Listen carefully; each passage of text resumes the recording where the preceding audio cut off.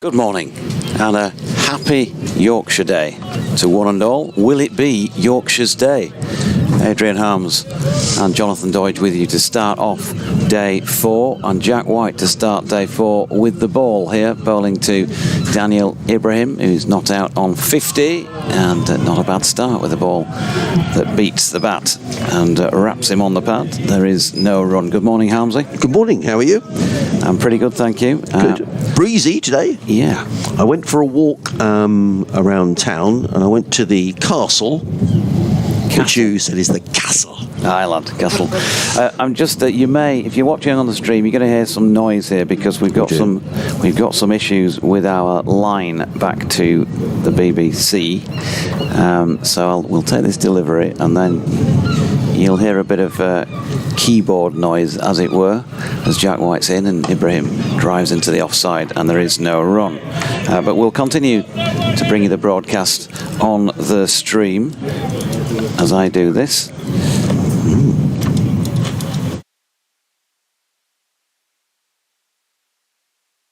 So yeah, 115 for 3, same position at which we left play last night, and Sussex held out well, didn't they, for a couple of hours or so during yesterday,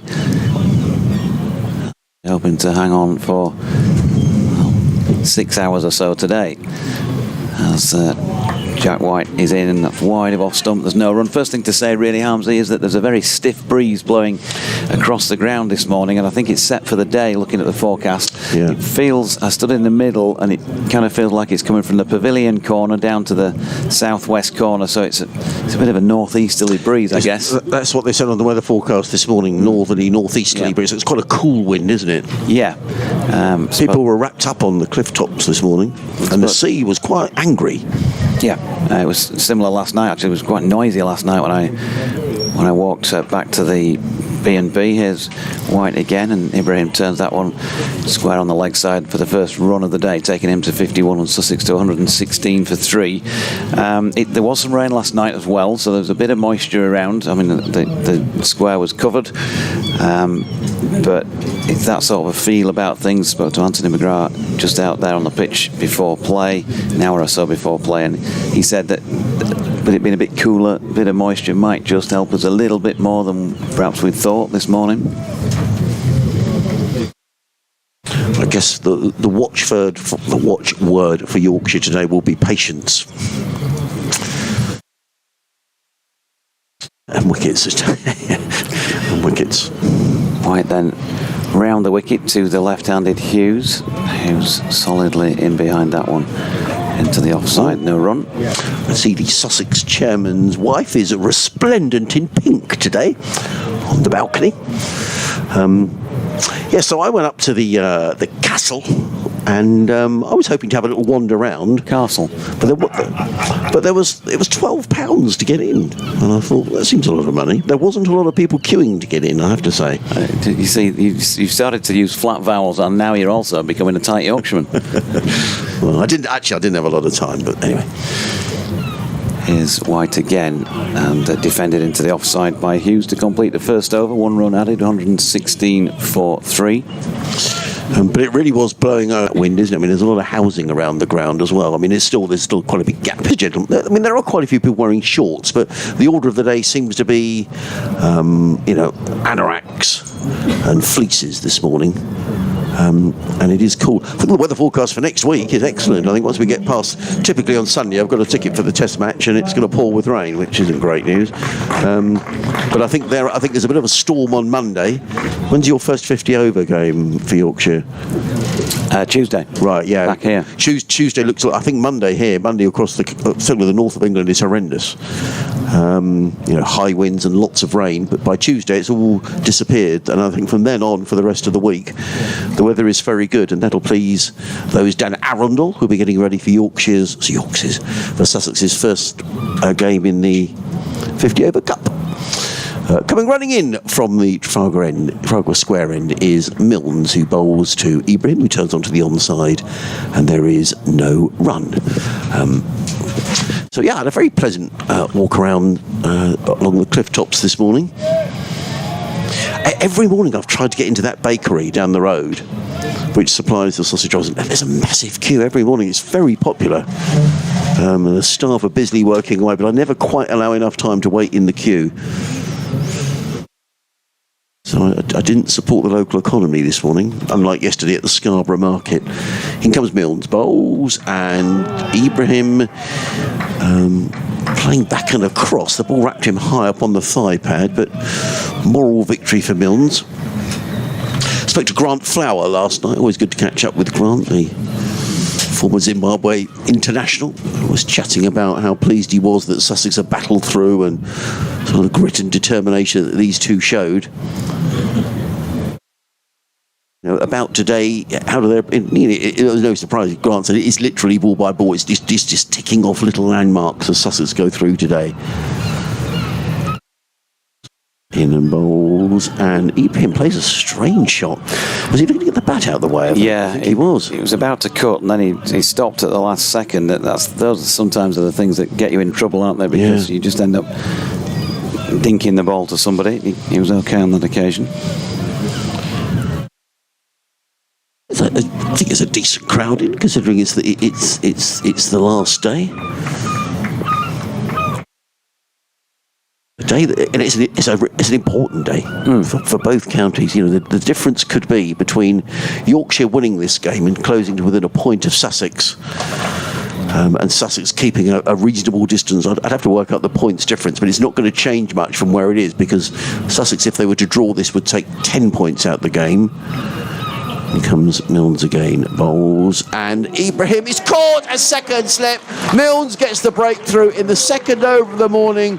A tentative prod from Daniel Ibrahim, nicked into the slip cord and taken low down by Adam Lyth, and that's just what Sussex didn't want. And Daniel Ibrahim had been so positive yesterday, and Grant Flower spoke about that had been positive. A little more tentative this morning, an outside edge, the catch is taken, and that will just steady any sort of nerves there might have been around from Yorkshire this morning. Good catch, taken low down, and Sussex lose their first wicket in the second over the morning. Yeah, very good catch, wasn't it, by Adam Lyth? It might be 37, but there's nothing wrong with those eyes or his reaction time. And just what you need when you want 7 wickets on the final day. An early one and the ability to hold an opportunity like that, because it was not easy. Yep, just 1 run added and 1 wicket down. And I think now we get to, just in terms of this Sussex order, they do bat a long way down in this match, but you just feel this partnership now is absolutely key. Simpson and Hughes, the 2 experienced members of the side. This will be a very, very important, sorry Dave, a very important partnership as the skipper comes out to join. Someone's chatting away there to Daniel Hughes. Could that be Aussie to Aussie there at the far end? Very friendly. I'd love to tell you how many deliveries he faced there, Daniel Ibrahim, but it's back to morning sunshine in the con box. I love Scarborough. The one thing I dislike intensely about Scarborough is when the sun shines on a morning session in this commentary box. Can't see anything. It makes the job very difficult. I'll tell you how many balls he's faced in a moment, Doigi. 119, I've got it now. 6 fours. But the difference, we were talking about the difference in points, the differential this might make. So Yorkshire, if this game was to be drawn, would come out of this with 11-14 to Sussex's 10, so it'd be a 4-point swing. And at the moment in the table, Yorkshire are 21 points behind.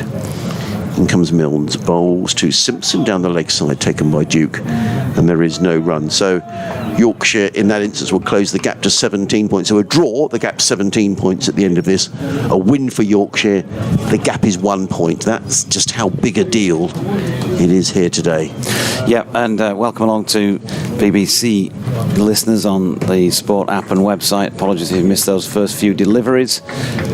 Nothing to do with our line between here and Leeds, but something to do with the connection between Leeds and Salford.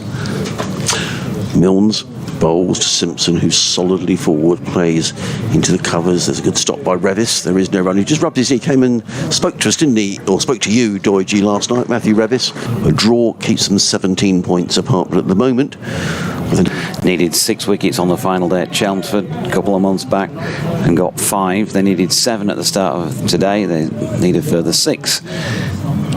And Hughes on strike. Jack White round the wicket from the Peasholm Park end. The sun momentarily obscured by the cloud, and that's wide of off stump and left, and they need to be very disciplined with their lines today. Incidentally, Harms had just mentioned Matthew Revis. He did come up in the comm box, and he was live with me and Jamie Rayner on last night's cricket show. Well worth a listen to that little bit with Rev. He's obviously playing very well at the moment, but he's a very switched on young man. I think he's going places in the game. There's obviously always something to prove in cricket, and he's certainly got a bit more of that to do, but he's doing very well indeed so far as White is in and Hughes defends into the offside. So you can go and find the BBC Radio Leeds cricket show on BBC Sounds. There are a few cricket shows around, but you'll see it's pretty obviously the Radio Leeds version when you get on BBC Sounds, and have a listen to that, and also just to the cricket show, because if you don't, then obviously these things don't last forever. Jamie Rayner puts in a lot of time and effort onto that show. Does a great job presenting it. Some cracking interviews, and well worth catching up on last night's programme if you can, as White's in. That's turned into the leg side by Hughes, fielded at mid-wicket by James Wharton, and there is no run. Matthew Revis, in fact, was the fielder, not James Wharton, and Rev was saying he wasn't aware that he was the first uncapped player since the war, the Second World War that is, to have scored centuries in 3 consecutive matches. Obviously enjoying his game at the moment and playing really well. First man since Gary Ballance for Yorkshire in 2019 to have scored a century in 3 successive matches. So not even Adam Lyth, with all the qualities he's shown us over the last few years, has managed to go there and have such a rich vein of form. Hughes blocked that latest White delivery. I mean, he batted beautifully yesterday. The only reason I went ooh was because Dom Bess threw the ball to Jack White, and Jack White wasn't looking, and it just missed hitting him on the head. I think he was a bit embarrassed. What, that he missed? Jack White, the latest Yorkshire headband warrior, in and bowling, and Hughes just catches that slightly towards the inside of the bat, but he was turning it that way as well, and that's a single down to deep backward square. You just feel that if this game, if Sussex are going to dig themselves out of this massive hole, this partnership is absolutely key. I'm not saying the door is open if one of these two goes, because Hudson Prentice can bat, Danny Lamb can bat. Jack Carson has got a maiden first-class 100 to his name this season, batting at number 9. So there's plenty of resilience down the order. But you wouldn't want those coming in with 90-odd overs to go. There's going to be a new ball available, I should say, after lunch. So the cards very much stacked in the favour of Yorkshire, even the weather, which it isn't playing ball around the country. I'll come back with you on that in a few moments' time. As we welcome listeners to 5 Sports Extra 2, with Jack White bowling from the Peasholm Park end to Daniel Hughes. That was the final ball of the over. 3 of them bowled so far this morning then, and already the loss of a Sussex wicket. Daniel Ibrahim, who hung around for a long time yesterday, with Daniel Hughes. He was well caught, a second slip by Adam Lythe off Matt Milnes in the first over of the morning from the Trafalgar Square end. 51 he made in 119 balls, 6-4. So Yorkshire needs 6 wickets to finish off Sussex. They've still got a big lead.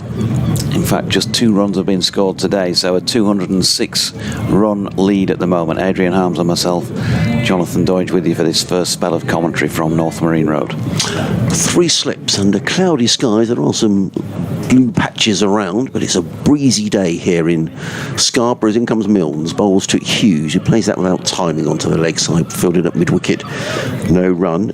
Around the country, there are several delays actually because of the weather. They haven't got started yet down at the Cheltenham Festival, where they've had bad luck with the weather, and that's a shame for the. I was down at Cheltenham a few weeks ago for a T20, and the amount of effort that goes into putting on a festival. They play 2 championship games there, Doidge, as they do here. You know, a lot of marquees, a huge amount of effort.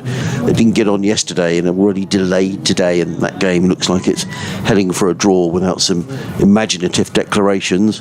Milnes is in bowls to Hughes, who's forward, plays down the track, there is no run. They are playing at Canterbury this morning, where Kent are 225 for 3 in reply to Leicestershire's 471. Leicestershire top of the tree in Division 2 and having a terrific season. Delayed at Old Trafford, where Lancashire are staring at another defeat, 226 for 5. Still needing other 247 to beat Glamorgan, who are also the top of Division 2, and also delayed at Northampton. Milnes is in, bowls to Hughes, who's solidly forward to ball of good length, plays down the track, there is no run. Derbyshire 52 for 4.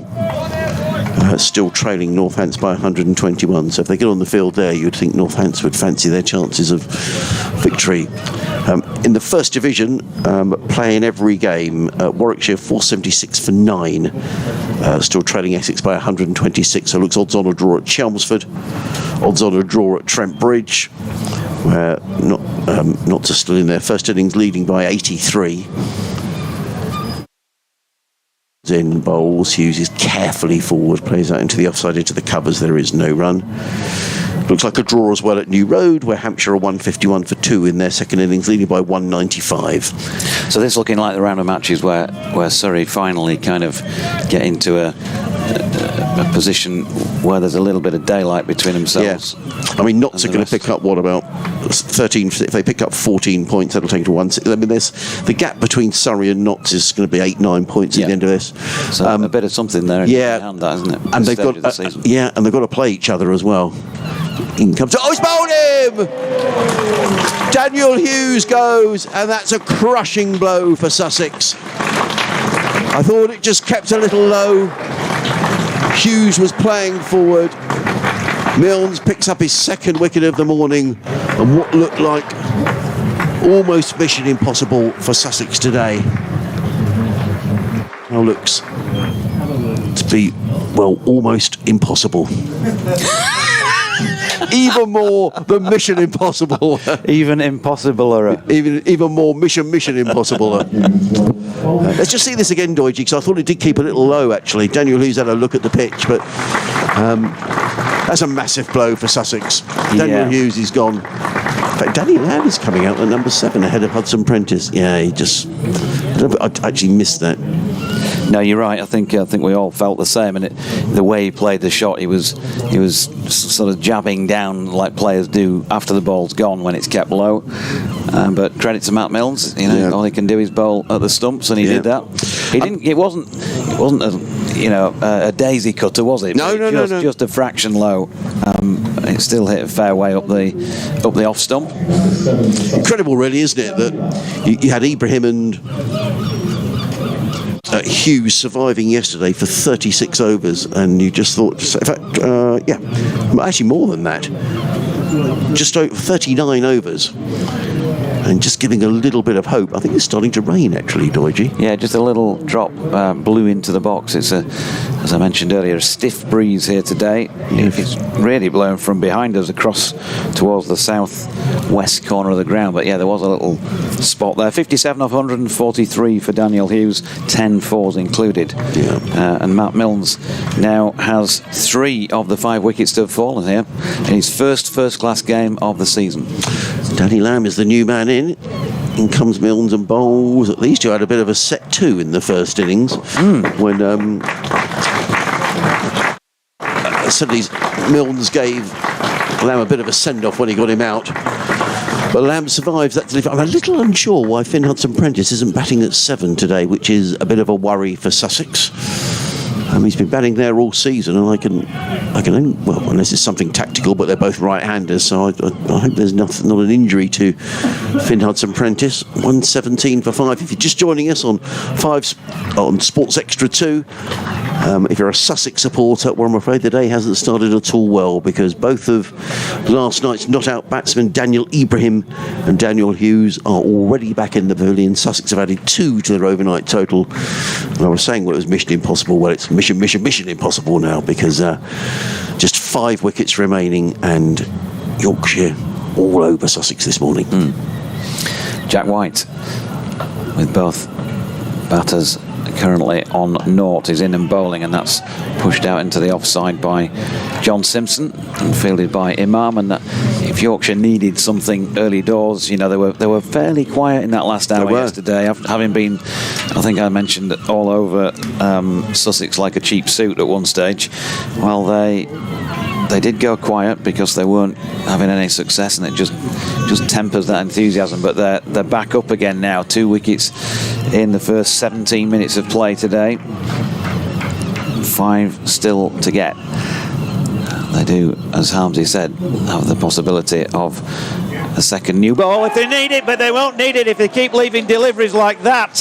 Simpson has been bowled by Jack White. Stump flat to the North Marine Road ground. 3 quick wickets this morning. And if the other 2 were big blows, then seeing your skipper do that is not going to engender much confidence in the Sussex dressing room. 117 for 6. Jack White strikes. Well, I think that really is it now. I mean, Sussex have lost 3 for 2 this morning. The way John Simpson waited, I mean, he must have heard that I clattered into the stumps. I don't think he could quite believe it. Sometimes you do get players. I know Adam Lyth is a player who'll get out sometimes, and he's not standing there, having a pop at anybody for the decision or whatever. He'll just go through and replay the shot and see where his feet were, and then he'll turn and walk off. And I think John Simpson was probably, a bit shocked that he'd lost his wicket and just wanted a moment to think about what had just happened there. Wow, what a start to the morning's play. And Sussex, well, the ups and downs of cricket, because they were very down, Sussex, when they came off the field yesterday with this huge deficit, and even more so when they slumped for 20 for 3. But Ibrahim and Hughes just gave Sussex just a little bit of hope last night that if they could see off the first hour this morning, still Simpson to come. Simpson and Hughes, 2 very experienced campaigners, but Yorkshire have come out all guns blazing this morning, and you really do feel now, Doigi, that this is without being disrespectful to those to come, to expect from numbers 7 down to survive another 90 odd overs is expecting it was already a miracle. It's already impossible. Yeah, Yorkshire looking to wrap this up now. Yeah, Jack White then making his way in again. Hudson-Prentice on strike. He's going to score runs with his first delivery, and possibly 4 of them. He's turned it away down towards the posh coffee tent, and the ball has beaten 2 fielders and just bobbled over the rope. So 121. Even the scoreboard operators are still shell-shocked by what's gone on there. They haven't managed to put the 6th wicket up. 121 for 6. Yeah, so this result, by our calculations, mean that if Sussex lose this game, which looks likely now, they'll take 2 points. They only took 2 points from the game against Essex last week. Yorkshire would close to within a point of Sussex, and the two sides still need to meet at Hove. It's all getting very tense at the bottom of the First Division. White in and bowling, and Hudson Prentice. He's going to get 4 more here. Successive boundaries as he timed that nicely just past the diving Matthew Revis, who's in a fielding position that's a bit of a halfway house really between mid-on and straight mid-wicket, and it went to his left a little bit straighter than him. So 8 to Hudson Prentice, 125 for 6, despite what the scoreboard says. It looks very much like Essex are going to draw their gauge, Luigi. So, Yorkshire, I think almost certainly will go above Essex. They haven't won yet. They haven't won yet. They have to win first, Adrian. They do, but it looks likely, doesn't it? It would be surprising if Sussex saved the game from here. It looks likely. It would have been a surprise had Essex saved the game at Chelmsford a couple of months ago, but they did. Jack White in and bowling, and that's dropped into the offside by Hudson Prentice. And a good throw here. Oh, Imam's done it again. Hit direct. He ran out one of the Sussex players earlier in this match with a great piece of fielding. That was another one. This time, though, Richard Kettleborough was on hand to deny the appeal for a run out. But why at 125 for 6? Why would you even think about taking that run, Harmsley? Well, particularly as you say, there's already been one calamitous run out in this innings where Tom Alsop was run out by a brilliant piece of fielding, and that was another single they didn't really need to take. There you go. It's scrambled brains, or is it just the situation itself? But nonsensical really. So White to Lamb, who's got a bit of a thickish edge into the deck, and that's fielded at gully by Will Sutherland to complete the over then at 126 for 6. An eventful over in more ways than one. John Simpson bowled without scoring off 5 deliveries, shouldering arms to the second ball of that 49th over. A couple of boundaries from Finn Hudson Prentice. A very risky run that was completed, and we move on. Well, the Test match is moving on apace. George, India have lost a couple of wickets this morning, 224 for 8. Josh Tongue and Gus Atkinson both with wickets. They've got 3 apiece down at the Oval. And the applause you can hear is for Jack White, who wanders down to his fielding position, just down in front of us at fine leg. So, Milnes, with a couple of wickets to his name already, comes running into bowl to the right-handed Hudson Prentice is in, and Hudson Prentice lets that go outside of the off stump. Milnes is appealing to the umpire, presumably for a caught behind. No, I think he was appealing for LBW. Was he? Yeah. Just see this again. He must have just. He could only just have flicked to the pad if that was the case. Yeah, just kissed the top of the pad flap, didn't it? Worth a shout, but it's not going to hit. 3 slips, a gully, point, mid-off, mid-wicket, and a fine leg. Plenty of grey, angry cloud around Scarborough this morning. Milnes is in bowls, and Hudson Prentice again. That was a strange shot, wasn't it? Let's see the replay to see, because the ball ended up in the slip cordon. Yeah, he's playing a few leaves. He is. See this again? Yeah, I mean, that hit high up on the thigh pad and bounced down into the slip cordon. And just joining us, Sussex have already lost 3 wickets this morning. Ibrahim, without adding to his overnight score, Daniel Hughes and John Simpson out for a duck. In again, bowls, and the ball hits Hudson Prentice round about the thigh pad. And almost every delivery here at the minute is causing a howl from the Yorkshire fielders. I bumped into the umpires last night, and speaking to Richard Kettleborough, and he said there's still, from them standing out there in the middle, he said there's still a fair bit in this pitch, and he wouldn't have been surprised if there was a clump of 2 or 3 wickets at some stage. Well, they know. As running in. Milnes bowls to Hudson Prentice. That's a wide one, and Hudson Prentice has a bit of a dip at that. That's an ugly shot, isn't it? The ball comes off an under edge and bobbles through to Harry Duke behind the stumps. But it was wide. You can understand why Hudson Prentice. I mean, there's little point here for Sussex trying to defend the next. However many overs there are left in the day. What have we? 49. There's another 90 overs left in the day. By the same token, you don't want to get out playing to a wide one and getting yourself caught in the slip cordon. But no. you have to be positive if the ball was there to be hit. But he was in no position to play the shot. Milnes again. In and bowls. Hudson Prentice is forward. That's a better forward defensive shot back down the track. And there is no run. I think the forecast dodgy today is for the odd sort of bit of drizzle now and again, but nothing that's going to save Sussex. I don't think they're going to have to back this out. But it's going to make it a really interesting September, both at the top and the bottom. I mean, that's a big match. Surrey against Notts at the Oval. Somerset not out of it. Yeah.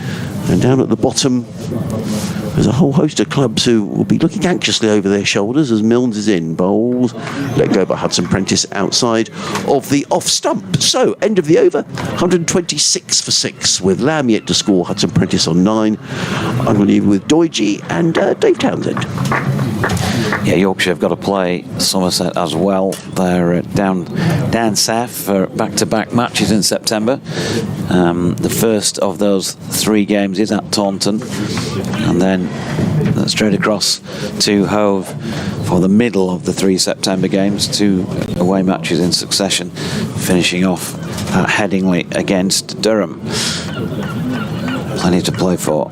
Very interesting finish at top and bottom of Division 1.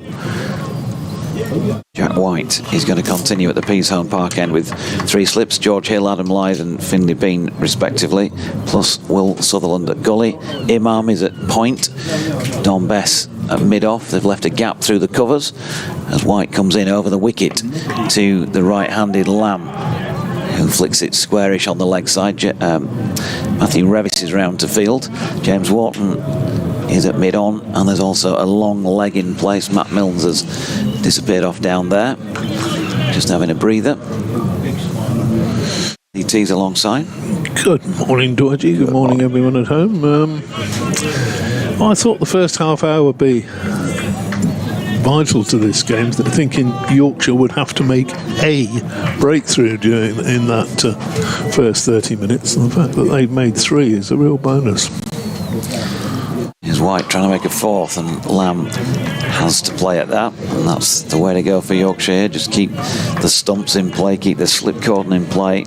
You'd expect to see Don Bess going into things relatively soon on day 4, but having got the 3 wickets already, and with that mention of there was some moisture around last night, obviously you'd start with the seamers anyway, but there might just be a bit more in this pitch for Seam to be able to exploit, bearing in mind this Kookaburra is 50 overs old now.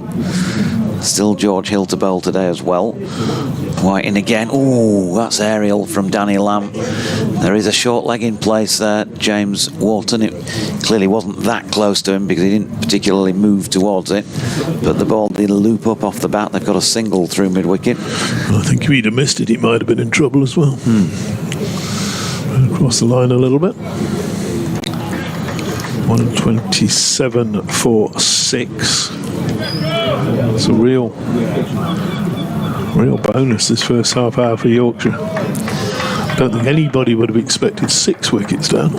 No, and that stiff breeze I mentioned, Jack White walking towards us, you can tell it's blowing behind him as he runs up to bowl, or maybe at a slight angle, but mainly behind him as he's defended by Hudson Prentice. There is no run. No, Jack White has been taking the wickets, but in this game I've been particularly impressed with Matt Milnes coming down the gentle slope at the Trafalgar Square end, and got those first 2 wickets this morning. Yeah, I think he's a good cricketer. Heck of a catch from Lythe, wasn't it? He was very good. Second slip down to his left. White Makes his way in again then. Oh, good delivery, which has the measure of Hudson Prentice, who played down one line. The ball. Did have a little push at it. There's always just been that little bit of movement there, a little bit of encouragement for the bowlers. And of course on a fourth day pitch, then that's only going to be more. Jack White just having a word with Richard Kettleborough as he walked past, probably saying, when I appeal it'll be out. I only appeal when it's out, Richard. One of the best umpires, if not the best umpire in the world, isn't he, Richard Kettleborough? Yeah, very good. Here's White again.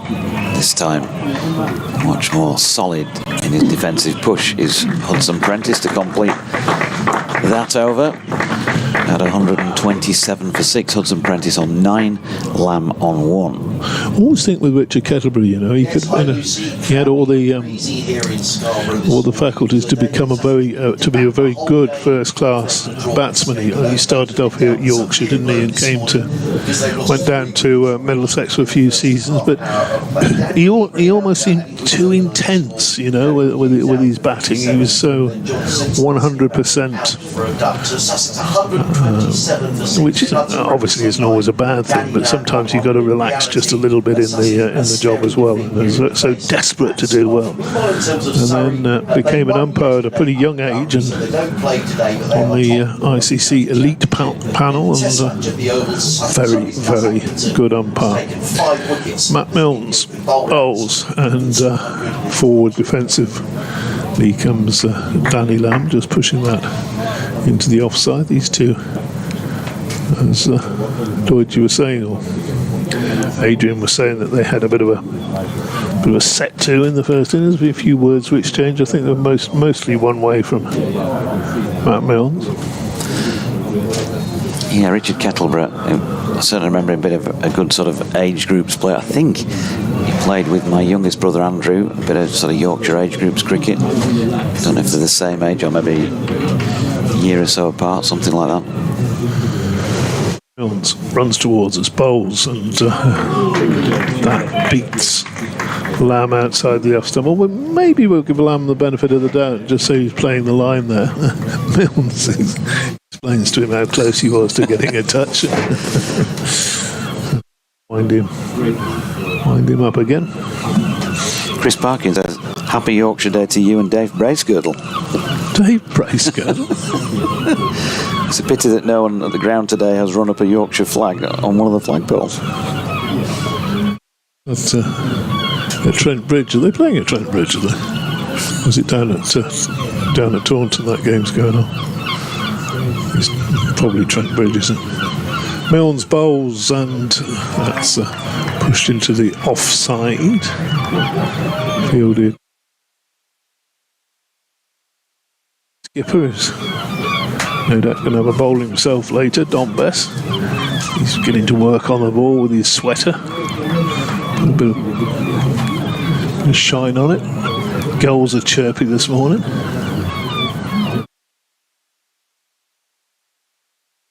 What are they nattering about? You're noisy, don't you? Yeah. Milnes bowls defended by Lamb. He's bowled well. He's attacked the stumps this morning, Milnes. Wicket in each of his first 2 overs. In fact, got the 2 overnight half centurions out in his first 2 overs. Attacking the stumps. Got 2 right-handers in as well, and you always feel that bowlers, certainly seam bowlers, I think they prefer, don't they, to bowl to right-handers. What do you prefer to bowl to? Lefties. Yeah, because you were left arm over yourself, weren't you? Milnes bowls, and that's through to the keeper. No run there. It's just that difficult one. You don't know whether to go around the wicket to the left-hander. See, you left arm over bowling to a left-hander is the equivalent of a right arm over bowling to a right-hander. The Demon Doige, as he was known. I don't think so. It's the demon, Sopforth, wasn't it? Spofford. I can never pronounce that name properly. Turn of the century. Not the one that's just gone. Bowls and swung, and that's high in the air.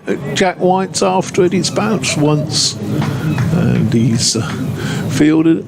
He might as well have held on to it because he's going to be bowling the next over from this Pizon Park end. They got a single. Takes the score to 128 for 6. In fact, Danny Lamb doubling his score with that single. Hudson Prentice on mine. Donald correspondence. Yeah, Donald Britton, who you have met, came up to see us at the box yesterday. Donald wears your trousers. Indeed. Yeah, okay. He popped his head into the restaurant door last night to say hello. He said, I was too polite in front of Mr. Hill to criticise Messrs. Sutherland and Milnes, who seldom make the batters play. I hope to be corrected, but I expect it's up to George, Jack and Dom to win the match. Well, Jack's been involved, but there you go. Matt Milnes certainly involved. And he has been making them play, Donald. It's been a pleasure to make your acquaintance in the last week or so. Did you say he was coming back to? He was coming back, wasn't he? Next week. Jack White in and bowling. That's turned to short leg by Danny Lamb. No run. He goes on. I was disgusted with Simpson for time wasting and noted that there was often 80 to 90 seconds between overs. Time for a new rule, finding the fielding side a couple of runs if more than 60 seconds elapse between overs.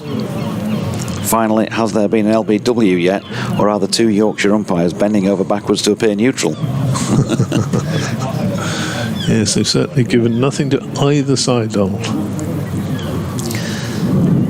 White comes in and bowls again. It's just wide of off stump, and Lamb plays inside the line. There is no run. You can get in touch. It's Yorkshire Cricket at bbc.co.uk, or you can also find me on X if you so wish.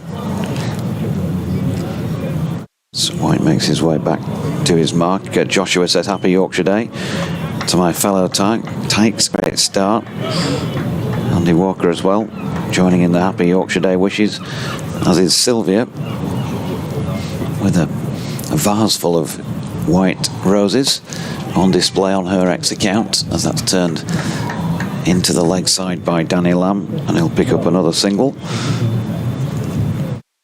Tony asking how he can listen to the commentary in the car. I'm going to have to reply to that one by typing, by the sound of it, but I will pop in there Sports Extra 2 for the moment. As Jack White makes his way back to his mark again.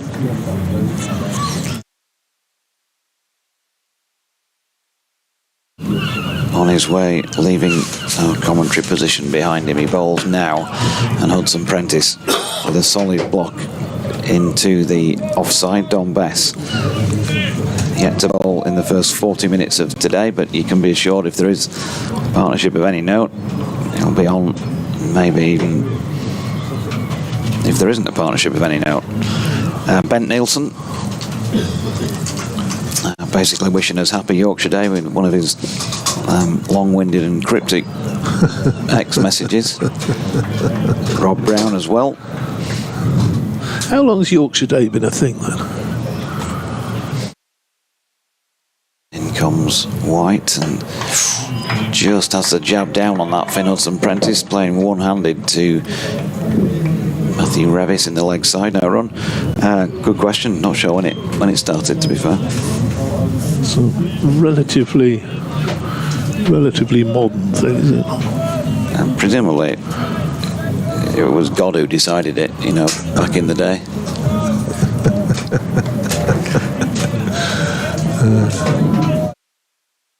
Kevin Hells has been on saying since the mid-70s. Oh, my word.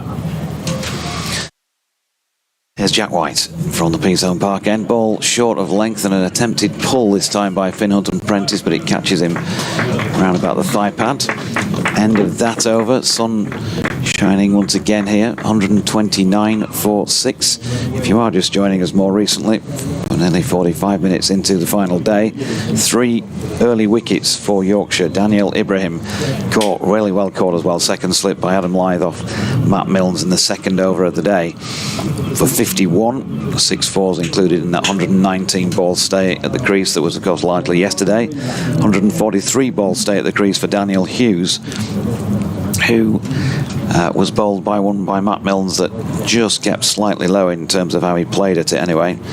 10 fours included in his 57, and then no further addition to the score, still 117, when in the following over John Simpson shouldered arms to a Jack White delivery and was bowled 5th ball without scoring. So Milnes, who's bowled at the stumps or making the batsman play a lot this morning, his bowls there to Hudson Prentice, and he's having a word with Hudson Prentice now. Oh no, it is.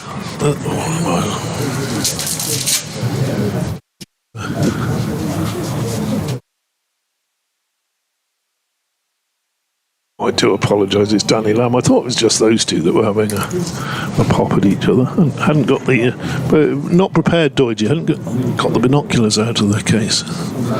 We'll have a look now. Milnes on his way, bowls to Lamb, who just allows that one through. Well, Milnes pulled up in his follow through there and sort of looked suspiciously at the pitch. Now looks suspiciously at the footholds. Gives them a bit of just a poke really with his foot. At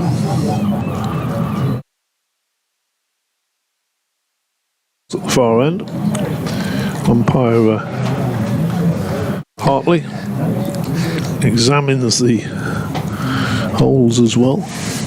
Thanks again to Kev Howells. He says the 1st of August celebration of God's Own County was set up by the Yorkshire Riding Society in 1975. His next delivery threw outside the off stump, no run. In response to the creation of new local government administrative areas the previous year. So 1974 was when we started getting places like Humberside, didn't we, in Merseyside, stuff like that. Oh, okay. And when he says the Yorkshire Riding Society, presumably that is actually nothing to do with horses or anything like that. That's the ridings, the west, north and east. Mm-hmm. So here's Milnes again, bowls and pushes up towards middle.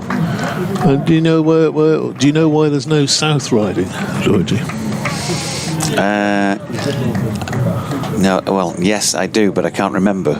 We've had this conversation before, I think. It always fascinated me. You know, we're in the over here in the East Riding, or is it still North over here? I don't know. Anyway, there are 3 ridings, but no South Riding, and the reason is that the riding actually derives from thriding, as in thirds. So that's it. Milnes bowls outside the off stump through to Harry Duke. It's one of those conversations that probably comes up once a season. Adrian Harms will be looking as if to say, "No, they're winding me up on this one." He's very suspicious. Harms, He's from the South Riding of London. Yeah, something like that. And I think the ridings are all based on York itself. York is the centre of the thridings, I believe. I stand to be corrected. It's good knowledge for a southerner. Milnes bowls and forward defensively comes Lamb. The offside, no run. I spent a few days when they have those 2 one-day games in York, and there's a day off in between. York's got to be one of the most fascinating cities to just wander around. With is it the shambles or the rambles or whatever it's called, or the The Shambles is the con box when we do a match there. Yeah, the Shambles, yeah. And that's it. Little narrow cobbled street with the overhanging bay windows. Get an idea how they used to live. George Hill's going to have a bowl, and then some of the cruelty that went on in the days. Some executions by putting a heavy door on top of somebody and then weighting it until it completely crushed them. And that was a woman, Mary somebody. I mean, listeners always phone in if I mention that, or contact us if we mention that. But I think she was a Catholic who refused to change her religion back in the days when there was that division. Bit of a delay here with some gloves been bought out and a bit of running repairs for Hudson Prentice. I thought you might also mention the Knavesmire in that, of course, York Racecourse, which was, I think, used for, on the land there, was used for public hangings, wasn't it, back in the day? Wasn't it Dick Turpin, did he not get hung there or something like that? Now then, potential run-out mix-up here. George Hill had just delivered his first ball from the Peasholm Park end, and Hudson Prentice turned what was a pretty ordinary-looking ball into the leg side, a loosener from George, and they'd gone through for one and then set off more enthusiastically than perhaps they might have done for the second. In the end, they decided to go back. Hill switches to over the wicket bowling to Lamb, who's right in behind that, and there is no run. I don't know what he had in his cornflakes this morning, but he's been a bit lively since he's come in, hasn't he, Hudson? Yeah. Hudson Prentice. It was a racehorse that they'd say been a bit gassy. A bit gassy? A bit gassy, yeah. Or a bit too keen. As in gassy, as in you wouldn't want to be standing behind him, or something else. Here's Hill, and that is turned into the leg side by Danny Lamb. Matthew Revis picks up the ball at mid-wicket, no run, and we have a lone gull seated on terra firma. A little bit of company for Imam. He's probably fielding roundabout cover the goal. So if George Hill throws one up outside off stump, he could be in peril. Danny Lamb's got a cover drive on him. Let's see what this ball brings. It's a straight delivery, and it's actually worked out square on the offside to Imam. Giving the ball a good polish. No, it is a fascinating city, though, York. It's steeped in history, as they say, and the different gates and go through to the entrance to the old city itself. Great for a day's walking around. Hill is in, and right in behind that once again is Danny Lamb. David Hurst has sent me the wiki for Yorkshire Day. Yorkshire Day is a yearly celebration on the 1st of August to promote the historic county of Yorkshire. And it was celebrated by the Yorkshire Riding Society in 1975, as Kev said, initially in Beverley, as a protest movement against the local government reorganisation of 1974. Here is Hill, and with an open face, that's run to gully and fielded there by Bess. End of the over, 130 for 6. Because of course, I guess that the protest would have been the fact that the ridings were effectively done away with in favour of North, South, East and West Yorkshire. As part of that rejig.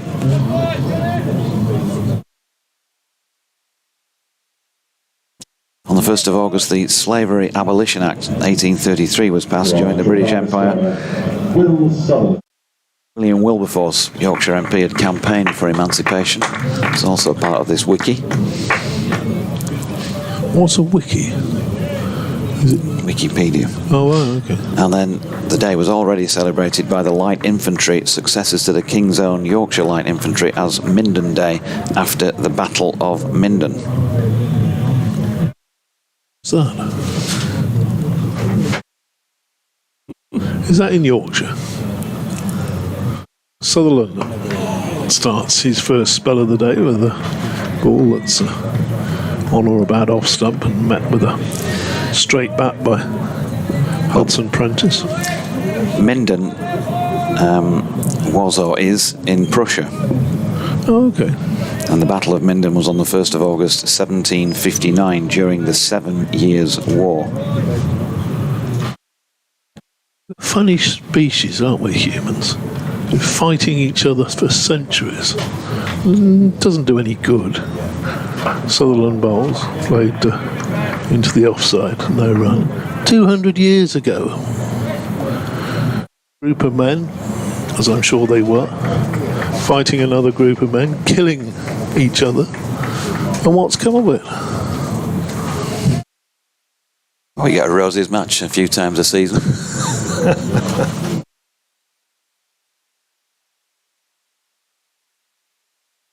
It's been a pacifist, mate. 130 for 6.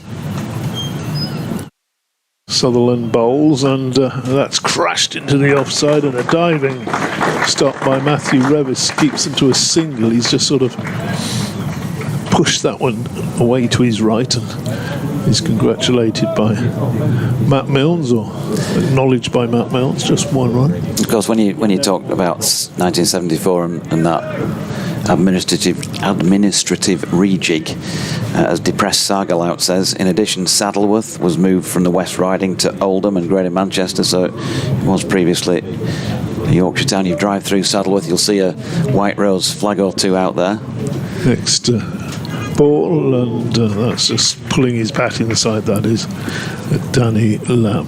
They moved it. Yeah, Todmorden, I think, as well, you mean would have been affected, and Middlesbrough, of course, that conversation that always takes place with Marty every time we're up at Chester Street. But that's you mean they obviously moved the boundary, they didn't move the town, did they? I don't think they moved the town, DT, no. Saddleworth, that's on the moors, isn't it? Saddleworth? Yeah. That drive over the M62. Is there actually a physical boundary you have to go across? Barbed wire and all sorts. I don't think there's barbed wire. I just wondered whether you actually reach a point on the M62. It says you are now entering Lancashire, you or whatever. Your papers checked and all of that. Sutherland bowls. Pushed up to mid off. You know when you come up the big sign, welcome to Lancashire and all that. Welcome to Yorkshire, like Lancashire but better.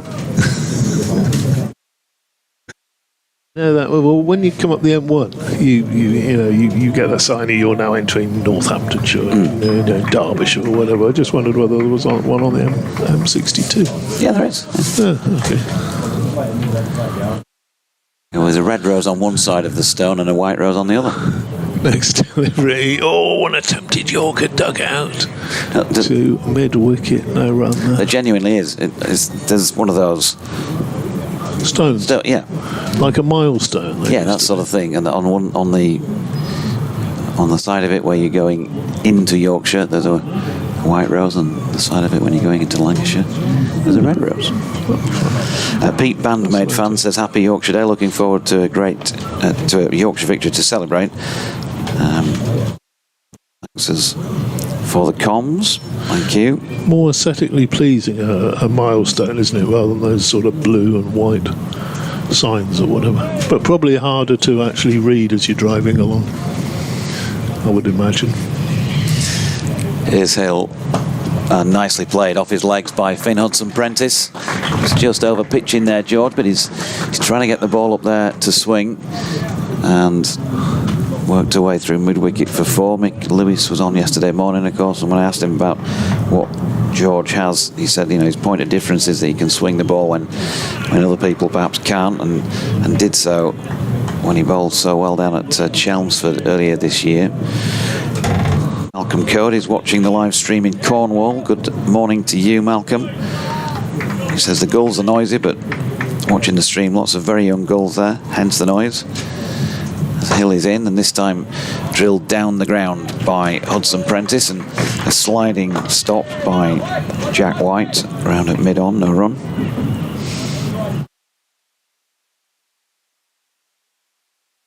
$35 for 6. Today, of course, is Thorpe Day down at the Oval. That's a lovely innovation, that, isn't it? Yeah, David Gower's posted a short video of himself with a headband on X, I noticed. That's a solid block this time by Hudson Prentice.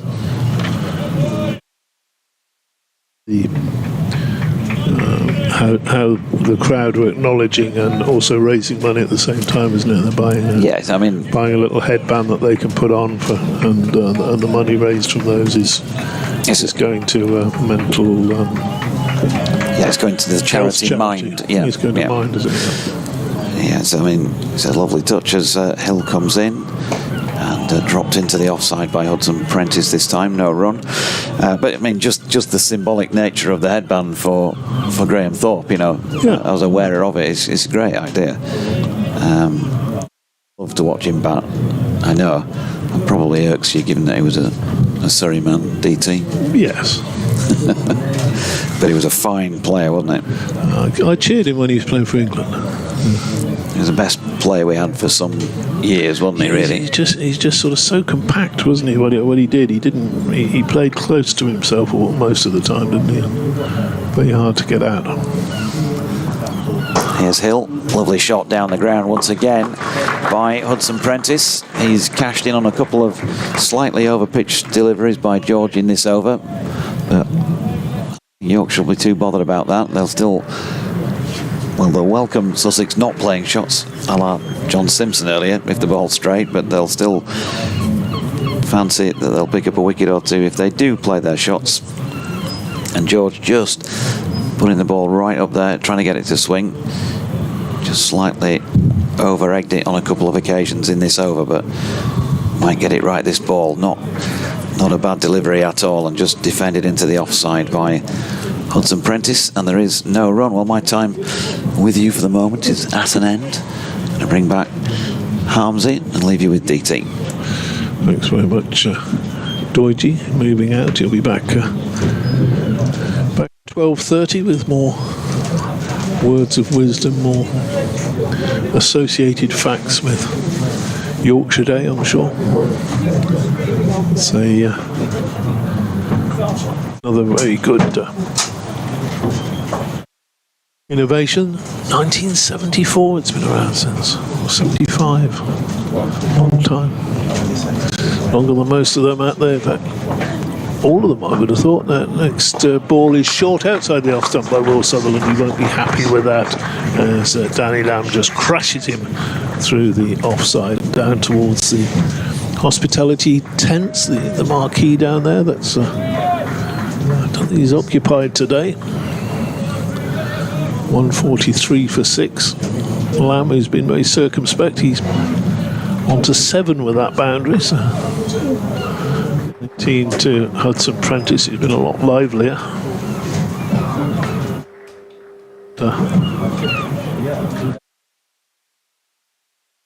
2 slips and a gully, so a little bit less attacking than they were earlier. Next delivery outside the off stump through to the keeper, no run. A little clutch of wickets fell yesterday, didn't it, early on? 20 odd for 3. Then this morning, little clutch of wickets. Again, 3 going down in a... You've said that throughout the game, Dave, that wickets are going to go down in little clusters or clutches. I mean, you just felt that those 3 this morning in such quick succession of pretty much put the nail in the Sussex coffin here, but these 2 are battling away. Sutherland bowls outside the off stump, no run there. But it's a and these 2 can both bat. In fact, Finn Hudson Prentice hasn't got a first-class 100. He's made 99. Danny Lamb made 100 for Sussex last year. Jack Carstner's made 100, who is next in. But These guys are going to try their hardest. It just feels. We saw the last wicket pair in the first innings bat through an entire session. Yes, we did. Yeah, you never know. Yeah, So even if Sussex are 9 down at tea, it doesn't mean automatically that they've lost. Next delivery from Sutherland. It's closer to off stump, but allowed through to Harry Duke. No run. I suppose as well, Dave, there's going to be a new ball available as we. It's 23 overs away yet, but soon after lunch that's going to be available. So that's something else that's in Yorkshire's favour. But just rattling out those three, Ibrahim, Hughes, Simpson inside the first sort of 20 minutes or so, I must have ripped the heart out of Sussex. Well, they were the three that you'd look to be the spine, if you like, of the resistance today, with the likes of Lamb and Hudson Prentice sort of batting around them and off them. Yep. But they were the main three. Sutherland bowls. Ooh, got a bit of bounce there. Did. Through to Harry Duke. Yeah, and you just feel that all the plans that Sussex would have discussed about the way they were going to go about it are blown away in those 20 minutes. But as you say, it's a good point. Sussex were 150 for 9 in the first innings, and Sandhu and Lamb managed to get that up to 222, and batted a whole session. And to be honest, they looked pretty untroubled during that session. Here's Sutherland again bowling this one on the line of off stump, is met defensively by Lamb, so he got his boundary in that over. To Danny Lamb, but otherwise defending, keeping them out. They shall not pass. Yep. Harry Duke, he clearly does this every single over of the game, doesn't he? Running from one end of the pitch to the other when he's the Yorkshire wicket keeper. Oh, we've got a replacement fielder on. Who's that coming off? Will Luxton is coming on. Is that Revis going off? Yep. Just make sure as he goes round. Is he number 77? Yes, he is. Revis coming off. So I don't know if that's a loo break or quite what it is, but in comes George Hill, running into bowl to Hudson Prentice, who's solidly forward with his bat and pad close together, plays that into the offside. There is no run. Hudson Prentice on 19, Lamb on 7 here on Sports Extra 2 on the BBC. Adrian Harms, Dave Townsend and Jonathan Doige, your commentary team. If you've just joined us, 3 very quick wickets going down this morning. Daniel Ibrahim without adding to his overnight score. Daniel Hughes, who just added 1, and then John Simpson out for a duck. As in comes Hill again, bowls, and Hudson Prentice drives. I think that bounced in front of the fielder at cover. I think that was Wharton, and there is no run, who looks at his elbow, having dived full length. So Sussex are still needing another, to me exactly how many more they need to make Yorkshire bat again. They need another 180 to make Yorkshire bat again with 4 wickets in hand. 3 slips in place. There's a backward point, cover, mid-off, mid-on, mid-wicket, and a fine leg way down in distance by the marquee. In the Test match, England 28 without loss, having bowled India out for 224 this morning. 5 wickets there for Gus Atkinson. 5 for 33 on his home ground in his return to Test cricket. In comes Hill, bowls, and again Hudson Prentice with good defence, high left elbow, and just defends down the offside of the track, and there is no run. At Chelmsford, Essex 22 for 1, leading Warwickshire by 139, but that game looking destined for a draw, as indeed is the case at New Road, where Hampshire 184 for 3, leading Worcestershire by 228. I guess there could be a late declaration there for Hampshire and maybe try and force a result, but I don't think they would want to be taking too many risks at this stage of the season. Hill in, that kept low. Hudson Prentice managed to dig that out. Well done, Finn, that wasn't easy. Have a look at that again on the stream, those of you who've got the stream up. We'll inform those of you who haven't. Let's all look. Well, low. I mean, it was still going to hit him on the knee or just above. I mean, he kept lower than he was expecting, but it wasn't a sort of, one going through at ankle height. No. Hill, just the two slips in place now. In bowls. Hudson Prentice this time takes a good step forward and plays out into the offside. And there is no run. Only one game going ahead at the moment in the second division, because the games at Cheltenham, Manchester and Northampton have all been delayed by rain, but they are playing at Canterbury, where Kent are 255 for 5, trailing Leicestershire by 216. So that game heading for a draw, and Leicestershire will retain their place at the top of the county championship of the second division. I'm rather pleased about that. I like Leicestershire, and they've had a rotten time of late, apart from winning that one-day cup. Here comes Hill, bowls. Hudson Prentice defends solidly out into the offside, a ball short of a length, and there is no 142 for 6. At the end of the over, 59 overs gone, 21 overs until a new ball would be available as Sussex battle away to try and save this game. Are you starting to get just a little bit more sort of optimistic? Because when that third wicket fell this morning, making 6 in total, I mean, you were you sort of, well, this puts Yorkshire just 1 point behind Sussex. Doidge himself, well, they haven't won it yet. And no, you did. Yes, Doidge was very adamant about that. It's not won yet, Adrian, he said. No.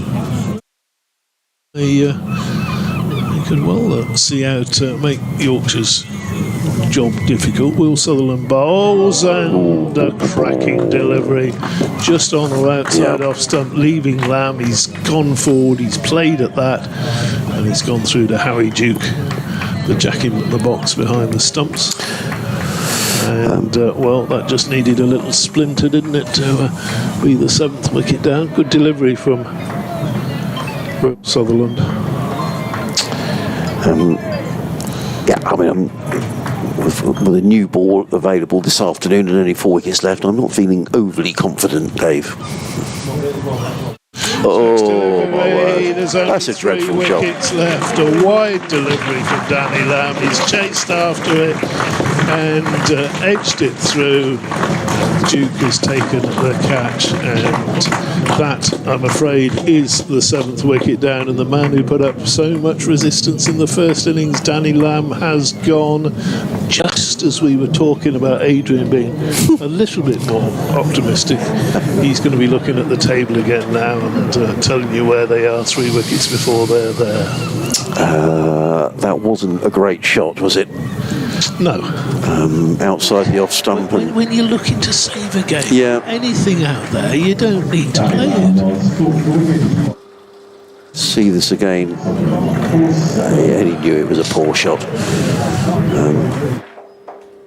In Jack Carson, and suddenly Jack will battle away because he's a very determined cricketer. This Jack Carson, but it's well, it's almost a lost cause for Sussex now. Just looking at Division 2, actually, Dave, and before this match... I'm imagining you lying in a hospital bed, Adrian, and there was, just before that wicket fell, there was just a little bleep on the... and there the line's gone... Yes, that's it, Harmsy. Oh, dear. It's only a game, as they say.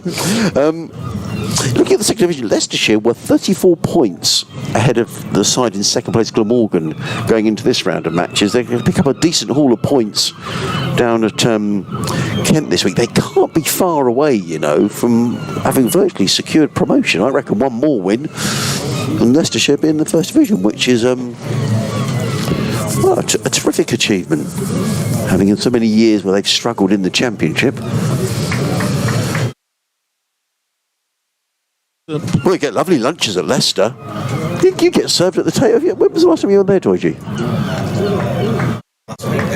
Oh, well, yeah, but you still served at the table. You get a menu and everything at Leicester, at Grace Road. Yeah. The lunches there are a redeeming factor.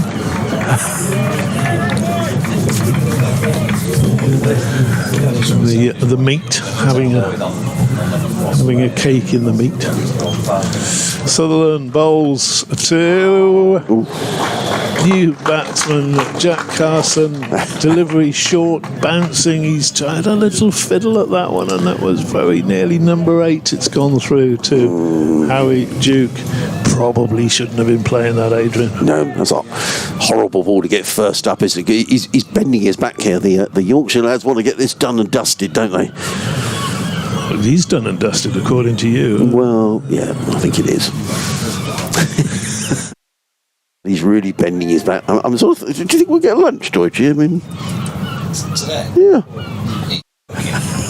We'll get lunch for you. Sutherland bowls, and Carson across his stumps plays that down to fine leg rather, and he's going to get 4 runs for that because Jack White can't get round in time. So Carson off the mark. 19 to Hudson Prentice. 143 for 7, and well, Yorkshire fans are not always the most optimistic, but I don't think many of them would have foreseen 4 wickets going down in the first. They might have 4 wickets by lunch, maybe, even with the more optimistic ones. But, well, who knows? I think Yorkshire would have settled for 3 wickets in the morning session. Sutherland bowls, and that's outside the off stump. Through to the keeper. Carson raises his bat, allows it to go through. The noisy gulls are back again. They are noisy, aren't they, this morning? A bit early to get the fish and chips, Dave. Yeah. So lots of conversation going on up there in the skies above us. Those that have elected to wear shorts today may be slightly regretting it, I think, because others are huddled up. It's a cold day, chilly day. Out wrong with our weather. Well, at least we're playing, yeah. And they're not playing in other parts of the country, so. Sitting out there, always wear my shorts to Scarborough, no matter what it's like.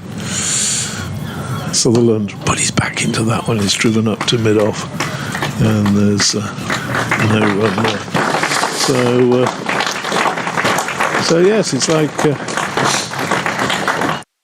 And Revis is coming back on the field now. Luxton wanted to go off, the substitute fielder, but now Imam's going off instead. So plenty of comfort breaks going on. Grant Flower just wandering around the boundary. Grant is going to be in charge of the Sussex 50 over team in the competition, which starts on Tuesday for Sussex. All sorts of logistics around that game because they've got to go up to Northumberland to Jessup, is it? On Tuesday. So I think some of the players are going up from here rather than going all the way back down to Sussex and all the way back up to Northumberland. Good luck to Grant in that. All gets underway. Sussex are playing Yorkshire actually down at Hove in the competition. So Sussex are going up to play Northumberland. Durham. At Jesmond. Is it at South Northumberland or whatever? Oh, it's Jesmond, is it? I think so. Let me have a little look. It's on Tuesday. Durham at Gosforth. So I was completely wrong. Roseworth Terrace, Gosforth. Okay. Have you been there? No. And Yorkshire start their campaign here against Warwickshire.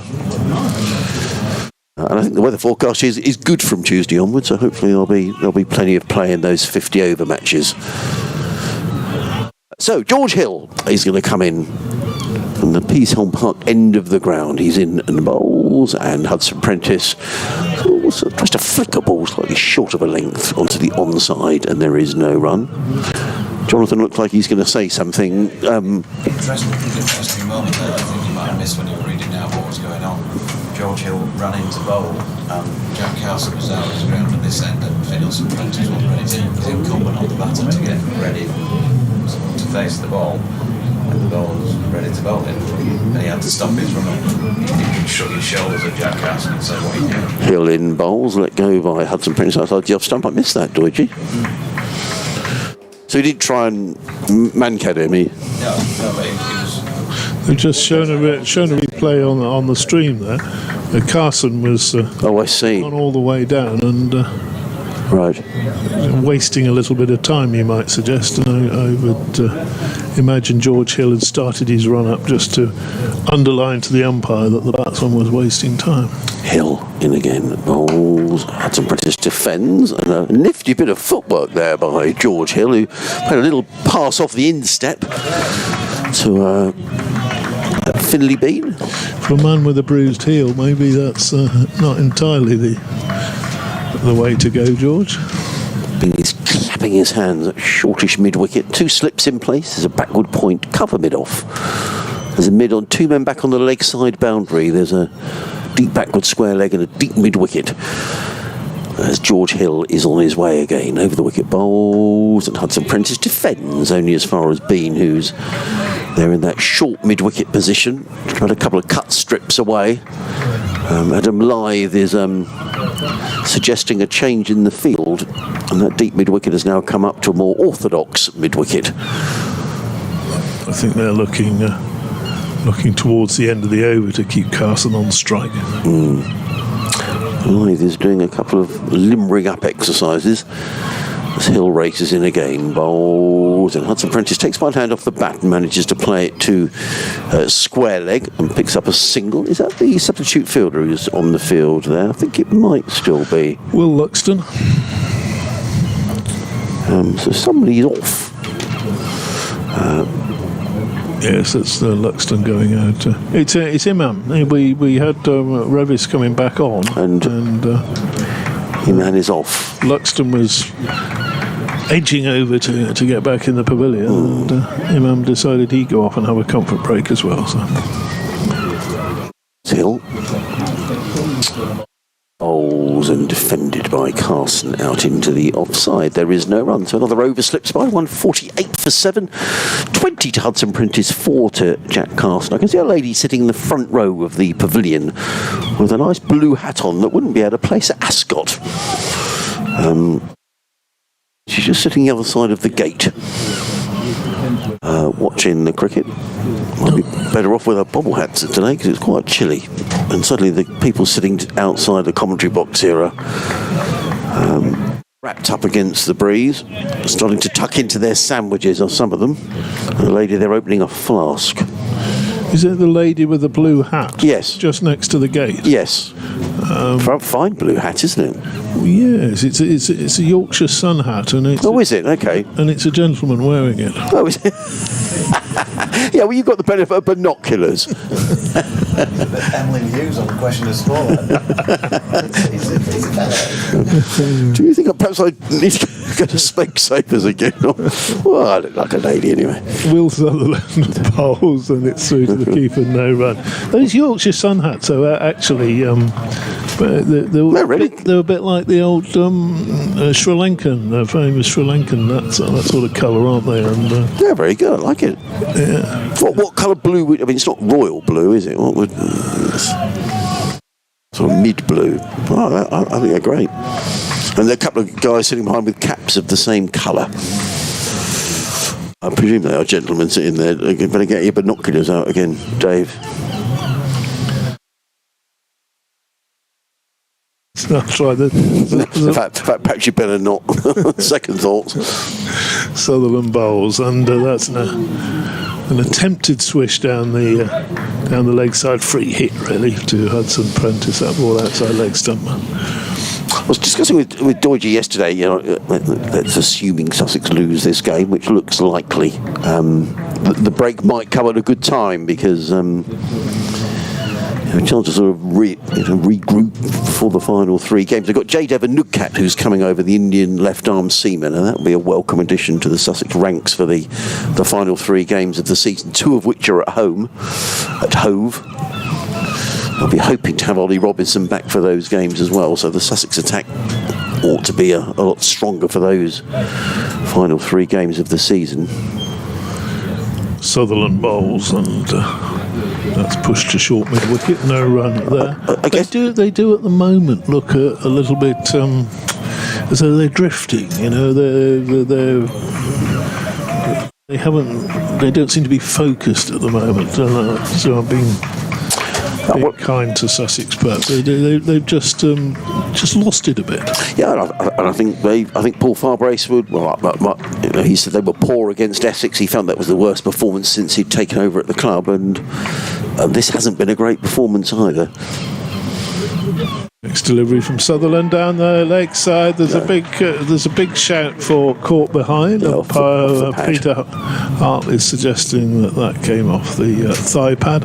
Yeah, and back goes the bowler with no joy there. But 4 points from 2 games is not where you want to be, really. And Sussex, who before the Essex game, there were 1 or 2 people around Hove I was speaking to were saying, well, actually, we've been quite lucky with our fixtures this year. We're only playing Surrey once, we're only playing Notts once. 5 games to go, 3 of those at home. People think we're looking more top end of the table than bottom end, but it's funny how things can change pretty quickly. Sutherland bowls, and that's driven by Hudson Prentice out to deep cover for a single.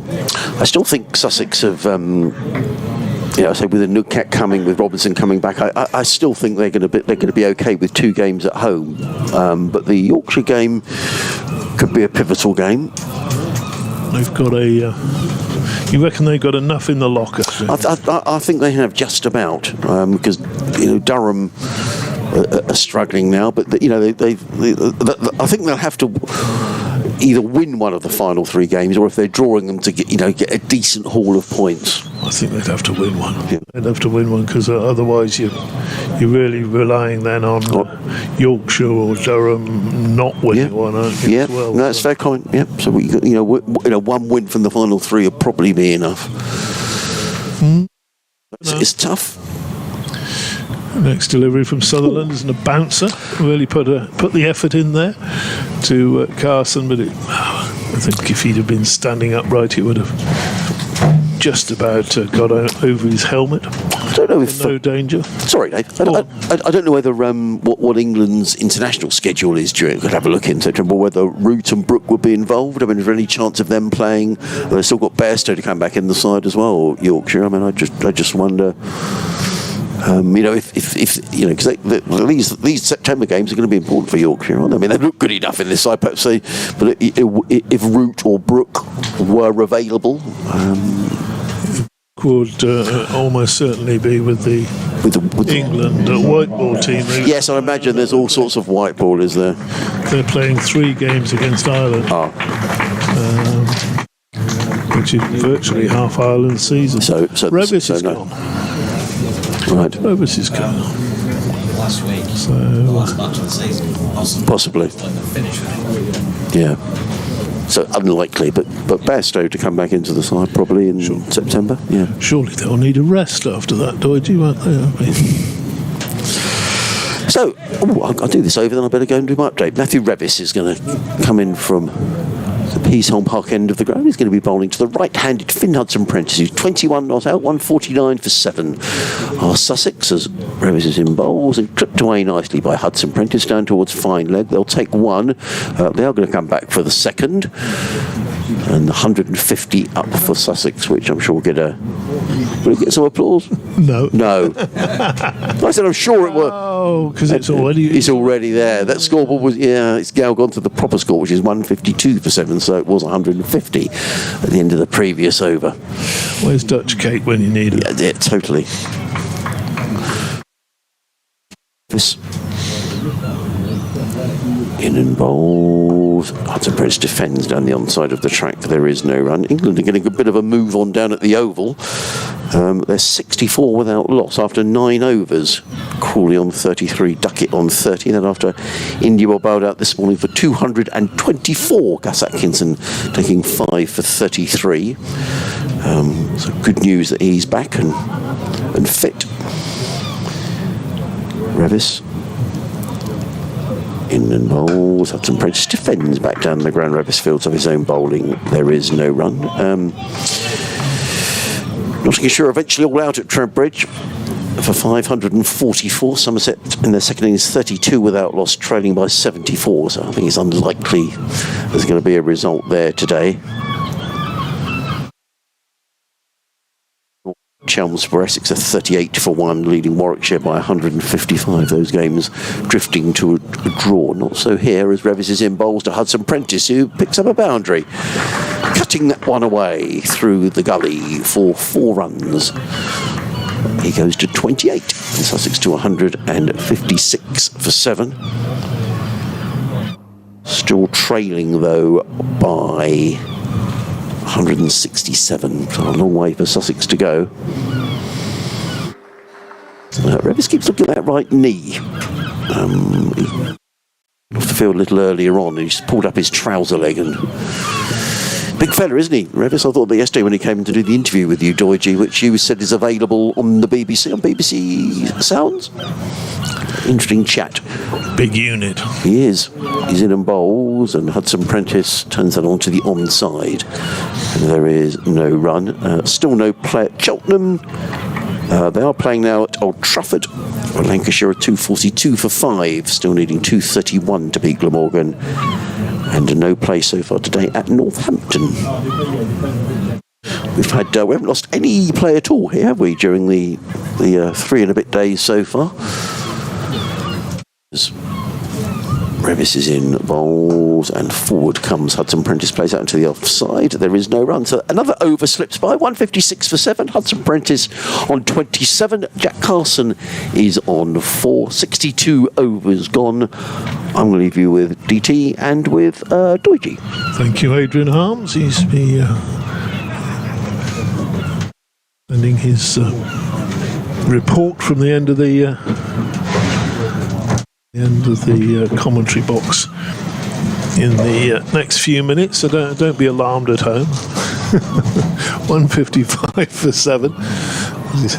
Launches into it, does Harmsy, doesn't he? There was a couple of slightly hard of hearing people at the far end of the ground who don't get to hear it, but otherwise I think nearly everybody else does. There's Mr. Code walking past in his bright yellow jacket and gold trainers.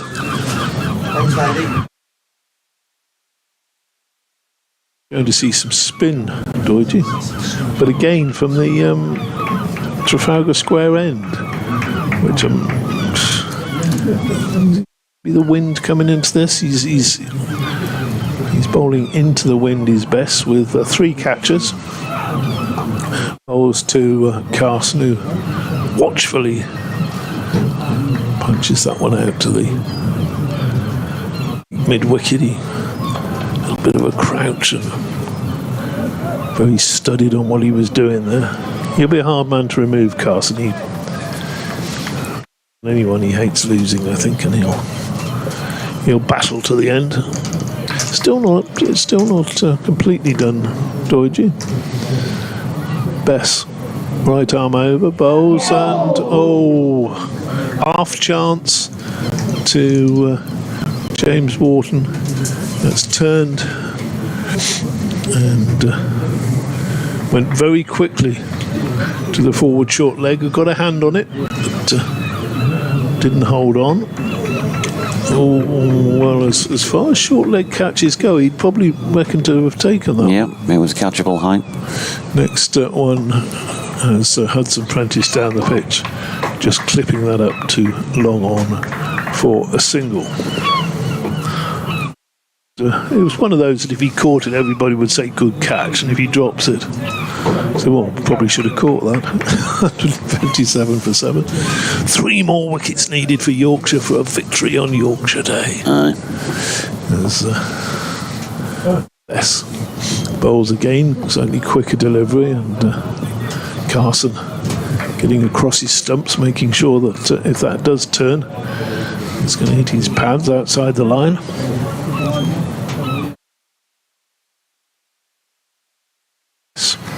Quickly through his over.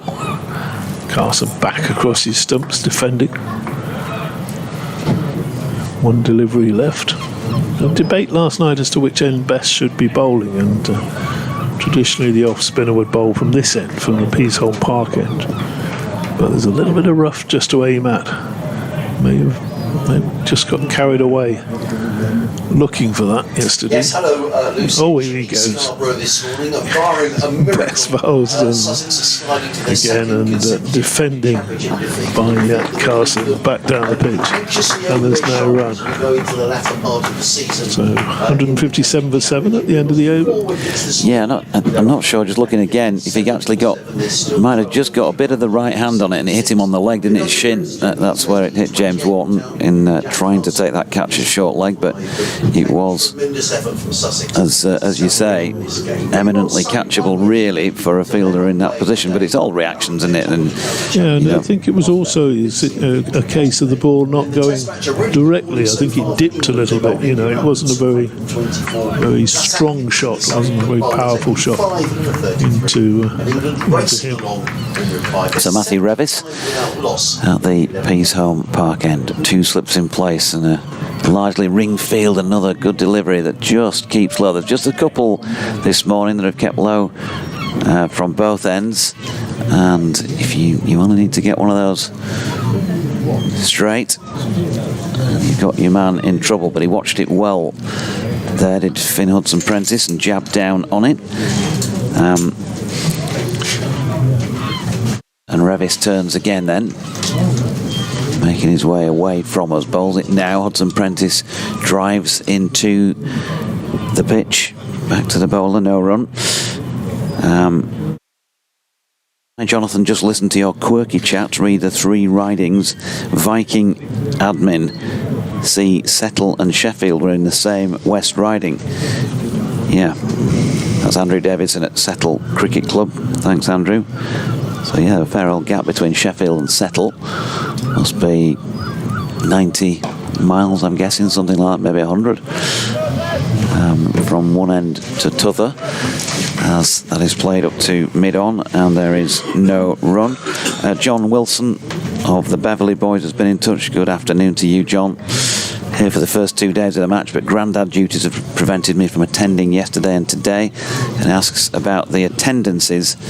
And again, this has come up time and again, hasn't it, in the last fortnight here, because of the £33 charge to non-members. John says he's a member, so he's not been affected by that, but he just wondered what the attendances have been, as that's turned to leg by Hudson-Prentice. 1 run. Well, I gave the first 2 days attendances out yesterday. There were 2,463 yesterday, 2,402 on day 1. Sorry, let's start that again.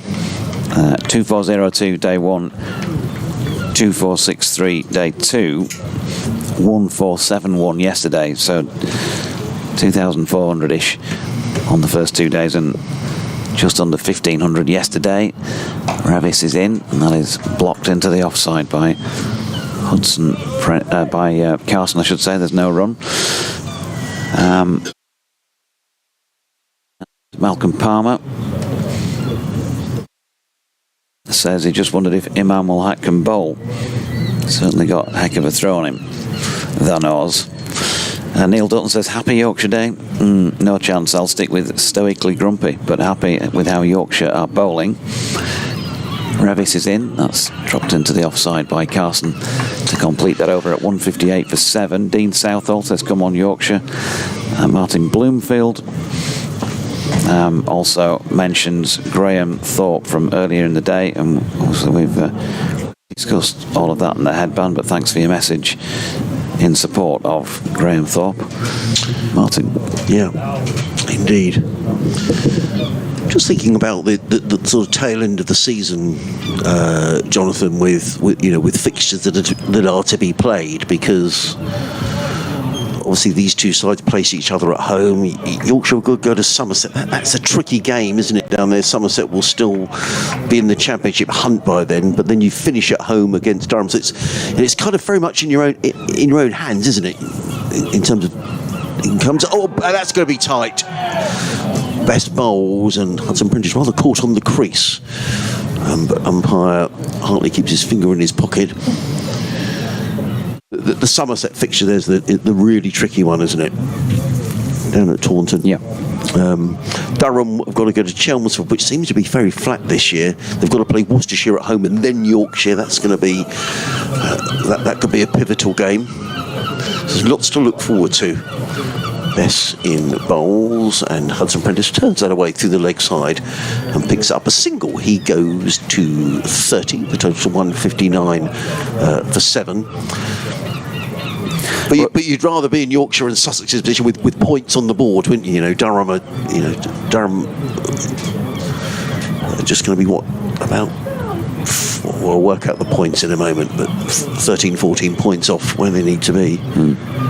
Bess in bowls. Carson, well, he has a dip at that outside the off stump and gets an inside edge, and the ball ends up going towards George Hill at leg slip, and there is no run. Don Bess looks rueful.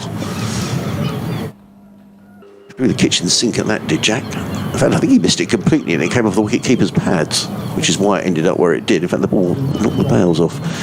Bess in again. Carson forward, plays down the onside of the track, and there is no run.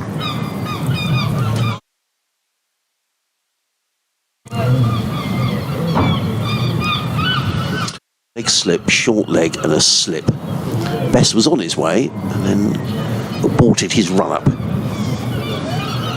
Carson in again. Carson again. Bess in again. Bowls to Carson. He sits on the thigh pad. The ball bounces on the onside. There is no run. If you're down in Sussex thinking, oh, maybe it might rain at Scarborough, there's lots of heavy cloud around, but also patches of blue, and the forecast is dry for the most part today. So I don't think Sussex will get any help from the weather. Bess in again. He gave that a tweak, and Carson's forward plays with soft hands into the offside. There is no run. So end of the over.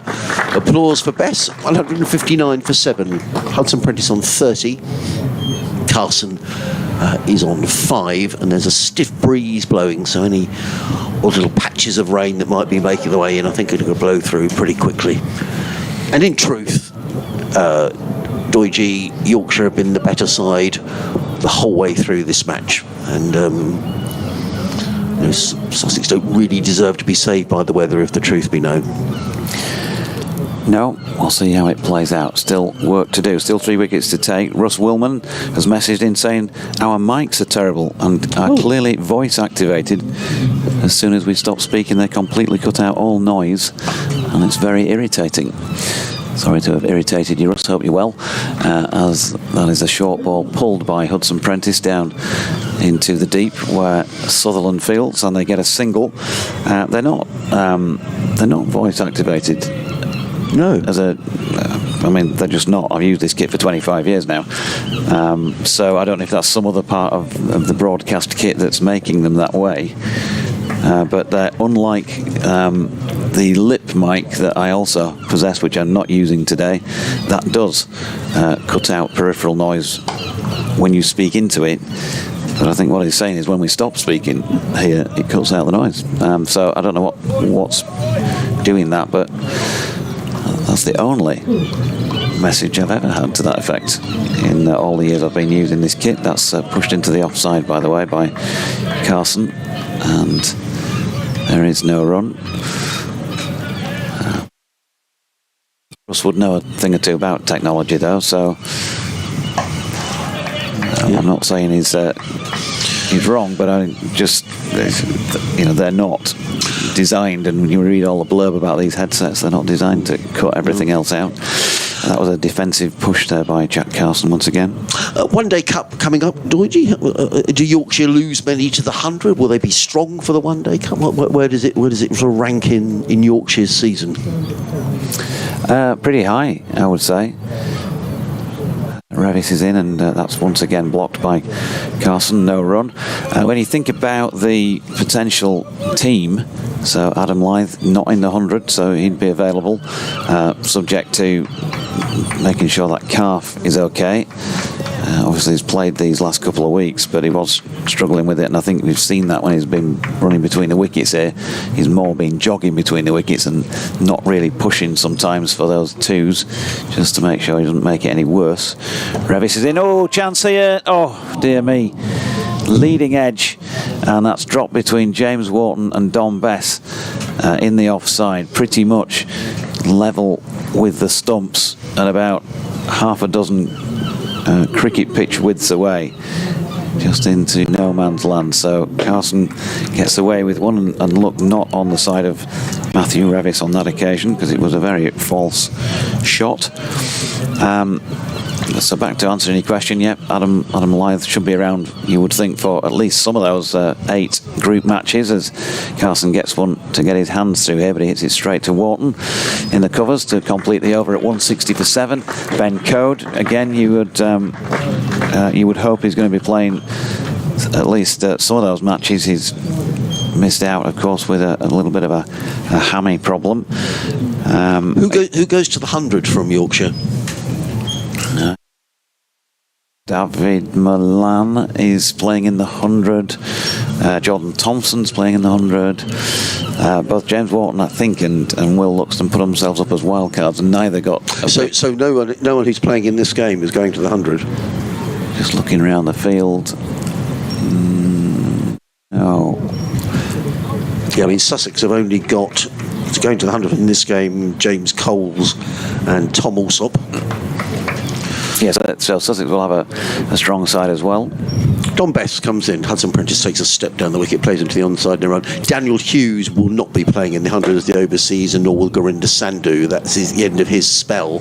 So actually there's 4 players playing in this game, but Hughes not playing in the one day. He's got some time off, and Sandhu will be going back.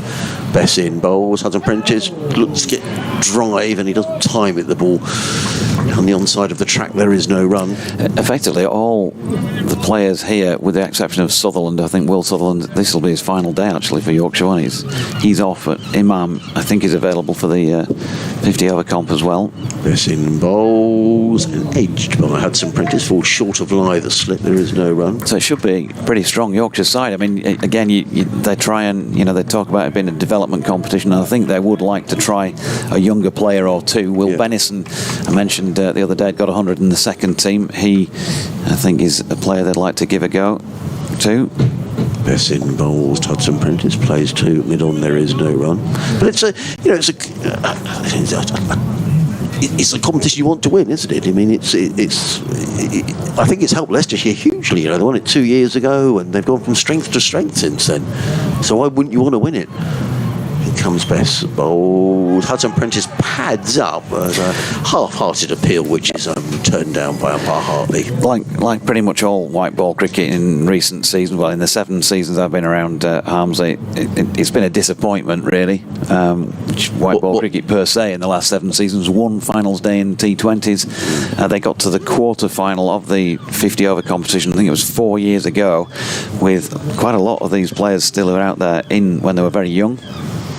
In comes Best bowls and clipped onto the onside field and at short leg. There is no run. End of the over, 160 for 7. Hudson Prentice 31, Carson 5. Richard Pyra was in charge of the side then, because Andrew Gale, who was the head coach, I think was working with the Northern Superchargers in the 100. So Richard Pyra took over, and that was when we first saw Matthew Revis, for example, have a bowl. George Hill was playing in that comp. I think James Wharton was, Harry Duke, and they've been around that side for a few seasons, but they never really improved on that first season that they had together, when I think they surprised a few people. They went to Glamorgan in the last game of the regular rounds and needing to win, and Glamorgan were top of the group and they beat them, so they went off to Chelmsford for the quarterfinals and then got so fairly comfortably beaten. But I think we all thought, promising side.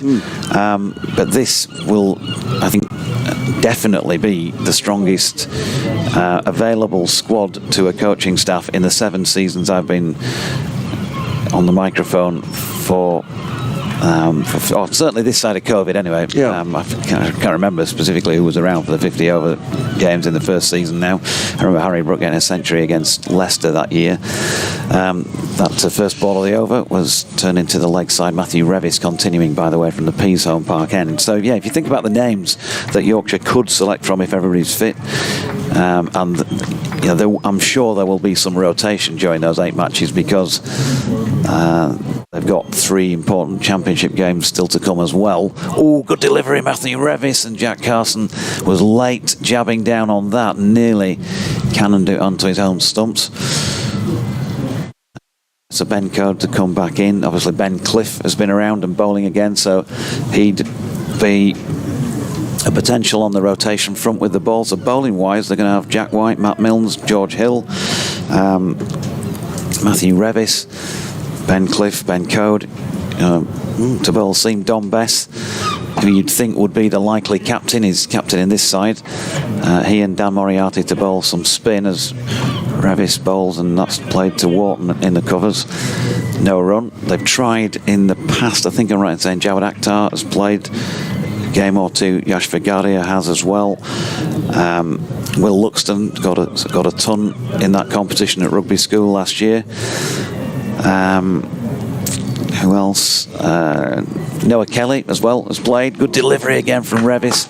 Ball goes past the outside edge on the rise through to Harry Duke's glove. So it is, it's a strong looking squad, and you'd expect them to do well. Doesn't mean they will, because, as I say, promise every year in white ball cricket, but the delivery has not yet been there. So we'll see if they can actually make an impact in the closing stages this year.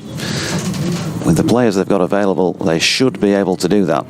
Matthew Revis is in, and that's dropped into the offside, and Imam comes in along with James Wharton, who does the pickup. Yes, I think from a Sussex perspective, looking at this side, so of the top 4, they'll lose Hughes, Alsop and Coles.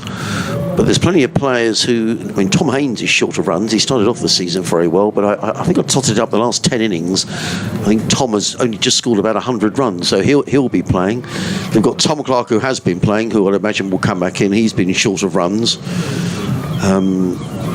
Just break off.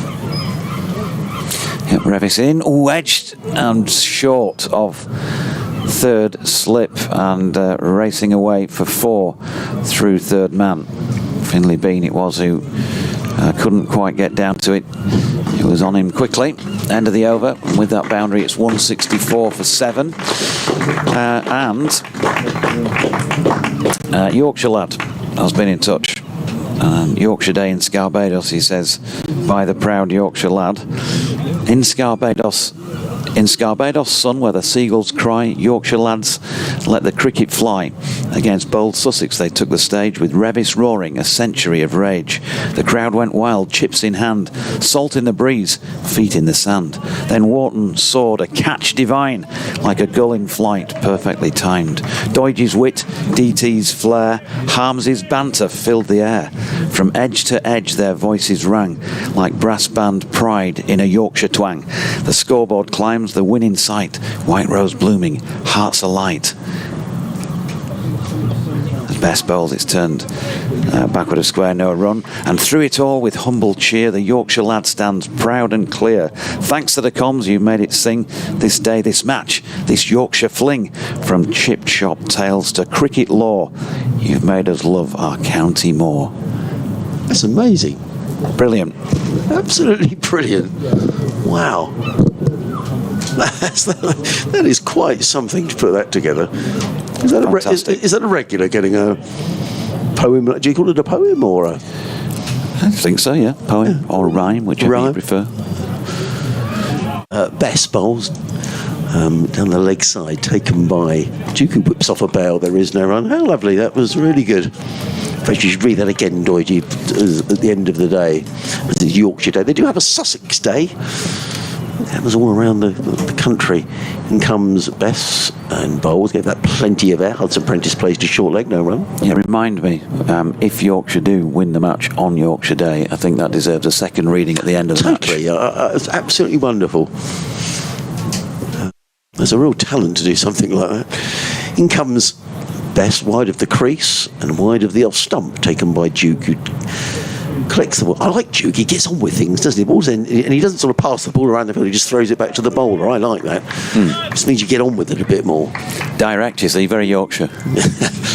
It comes Best bowls, and Hudson Prentice defends out into the offside. Duke wanders forward, picks up the ball, then runs to the other end. He's down there already. He's ready for the next over. 164 for 7, 69. I think it's going to go to 70 overs. Doidge, in which case, yes, we're up 70 overs, so we've had 26 overs this morning. A new ball will be available soon after lunch. I think we're going to get to lunch. I did wonder, because I thought, well, if you got to 9 down, lunch, well, it does get delayed, doesn't it, if they think there can be a result, but I suspect we're going to get to lunch. 164 for 7. Famous last words. Yeah. With 2 wickets in the next over now, Hamlet. 31 to Hudson Prentice, who's battled away hard here as Finn. I'd imagine he'll be part of the one-day set-up, but a little bit like Yorkshire, they'll have half an eye. You know, if Sussex was safe in the Championship, they would, you know, give these guys a lot of cricket. But one or two of them, they might be thinking, actually, we can't afford for them to get injured. Revis to Carson, who gets in behind the first ball and blocks. No run. I would imagine that the likes of, I'd have thought the likes of Danny Lamb, Hudson Prentice, Crocombe, Sean Hunt, I think, is due to be back for some of the competition, having recovered or recovering from the shoulder injury. Jack Carson, John Simpson, whether he's going to be part of the setup. Revis again bangs this one in a little shorter, which he hasn't been doing today. He's been bowling, as it were, properly. Down to long leg. That one's turned by Carson, who rotates the strike with a single. But with the sort of football comparison, Deutsch, if you think, you know, you sort of compare the One Day Cup maybe in comparison to the Carabao Cup, that a lot of sides don't seem to take that seriously. But you saw what it did for Newcastle last year. You know, it was transformative, really. Yeah. So why wouldn't you want to win a cup? I've never quite understood it. No. Nor I, as Revis bowls and Hudson Prentice this time has to push forward. No run. You know, I could understand if we're getting towards the beginning of the Championship, a game that you're thinking, actually, we want to give a couple of players a rest, make sure they're ready, because we the relegation, or you're going for the Championship. I get that, but in the main, I'd have thought you'd want to keep your cricketers playing as well, because you don't want them sitting around for 4 or 5 weeks. They haven't bowled, they haven't batted, then they're rusty, and then you're going back into the Championship. So. Revis to Hudson Prentice, who turns it to leg this time, and Bean fields at short straight mid-wicket. Added to the fact that certainly down at Hove and at York last year, when I came up to York for the 50 over game, they were really well attended games, Deutsch. You know, big crowds. The school holidays, if you get some, I think the weather is going to be really decent from sort of Tuesday onwards next week. The weather's improving again, certainly down south up to 28 degrees, I think. So very nice. Here's Revis again, short, pulled by Hudson Prentice, but with control. Milnes is down by the marquee, and they get a single. The covers have been moved across in that direction today. They're in front of the marquee, unusual, with a tractor on the front end of them. Is that slightly worrying? No, I think they're just because there's nobody sitting there, because the marquee is not in use today. Yeah, I just saw the ground staff hovering, and I thought, well, maybe there's a bit of grey cloud over it, but I don't think it's really changed much, has it? No. The same look to the sky pretty much throughout the morning, as that is blocked by Carson. Final ball of the over.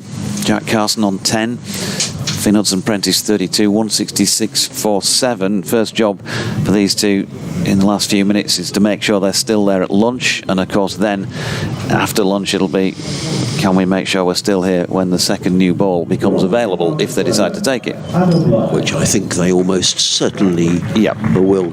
Yeah, certainly at Hove, Deutsche, the groundsman's hut is at the far end of the ground from the commentary box, and when Ben Gibson and his team sort of make their way down towards the covers, you think, perhaps there's a spell of rain on its way. But as you say, it's been like this all morning, and it's they're just sort of standing by the covers, so I don't mean to be alarmist in any way to Yorkshire supporters, as Adam Lythe comes in from the Trafalgar Square end of the ground, bowls to Hudson Prentice, who plays to mid-on, fielded there by Bean, and there is no run. Slip short leg, leg slip in place as Lythe is in again. Bowls, Hudson Prentice uses his feet, there's a cry of catch, but that was going nowhere near Lythe, who is rattling through his overs. I'd imagine the Yorkshire over 8 is well in advance of level. They're way ahead on the first innings, as indeed was Sussex, so I don't think there's any deductions likely to come in.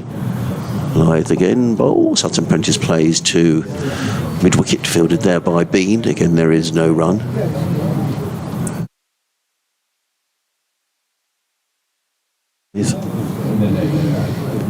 Bowls. Hudson Prentice defends out into the offside, and again there is no run.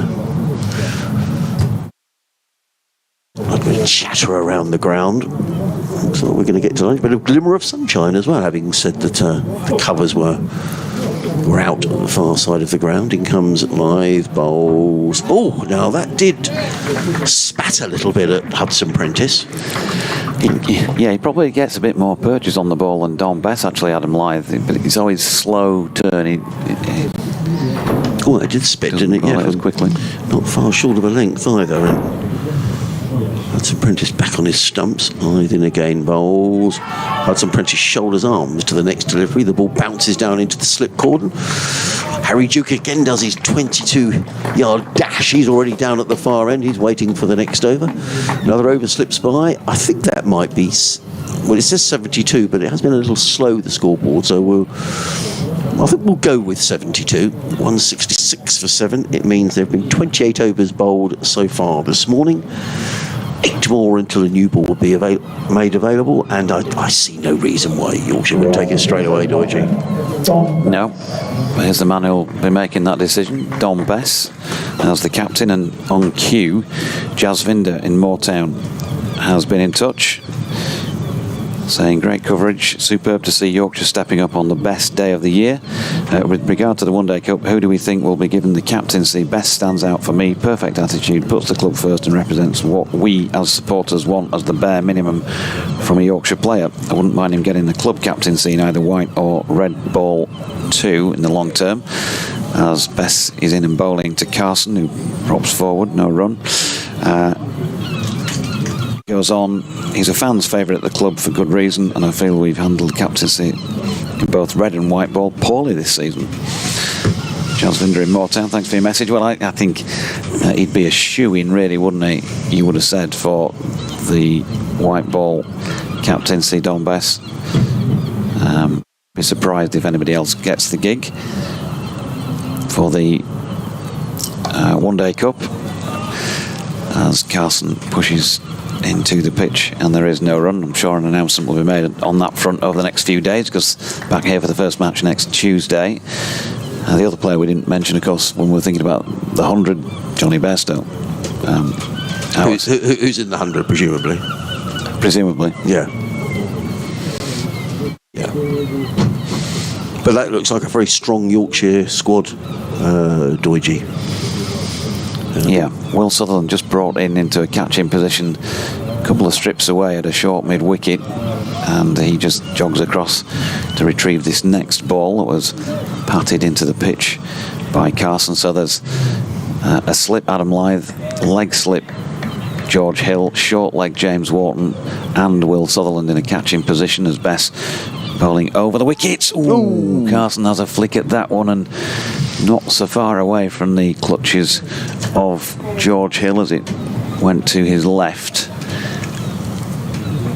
Not sure if it was pad, if it missed the bat, or if it did clip the bat onto the pad, but I think there was definitely some pad flap involved. Either way, it wasn't a clear-cut chance, and Bess with a stifled appeal as Carson comes forward, but just saying to Richard Kettleborough, no, that wasn't out, but when I do appeal, it'll be a nailed-on cert, boss, because I only appeal when it's out. 1 o'clock has ticked over, so this will be the final over before lunch, and that was indeed the final ball. Jack Carson patted it back. So this pair have scored 23 runs between them, but of more vital interest really for Sussex is the fact that they've batted 50 minutes together since the 7th wicket fell, but it's been another session dominated by Yorkshire. Sussex taking their score from 115 for 3 to 166 for 7. Still 3 wickets required, and now just the 2 but not 2.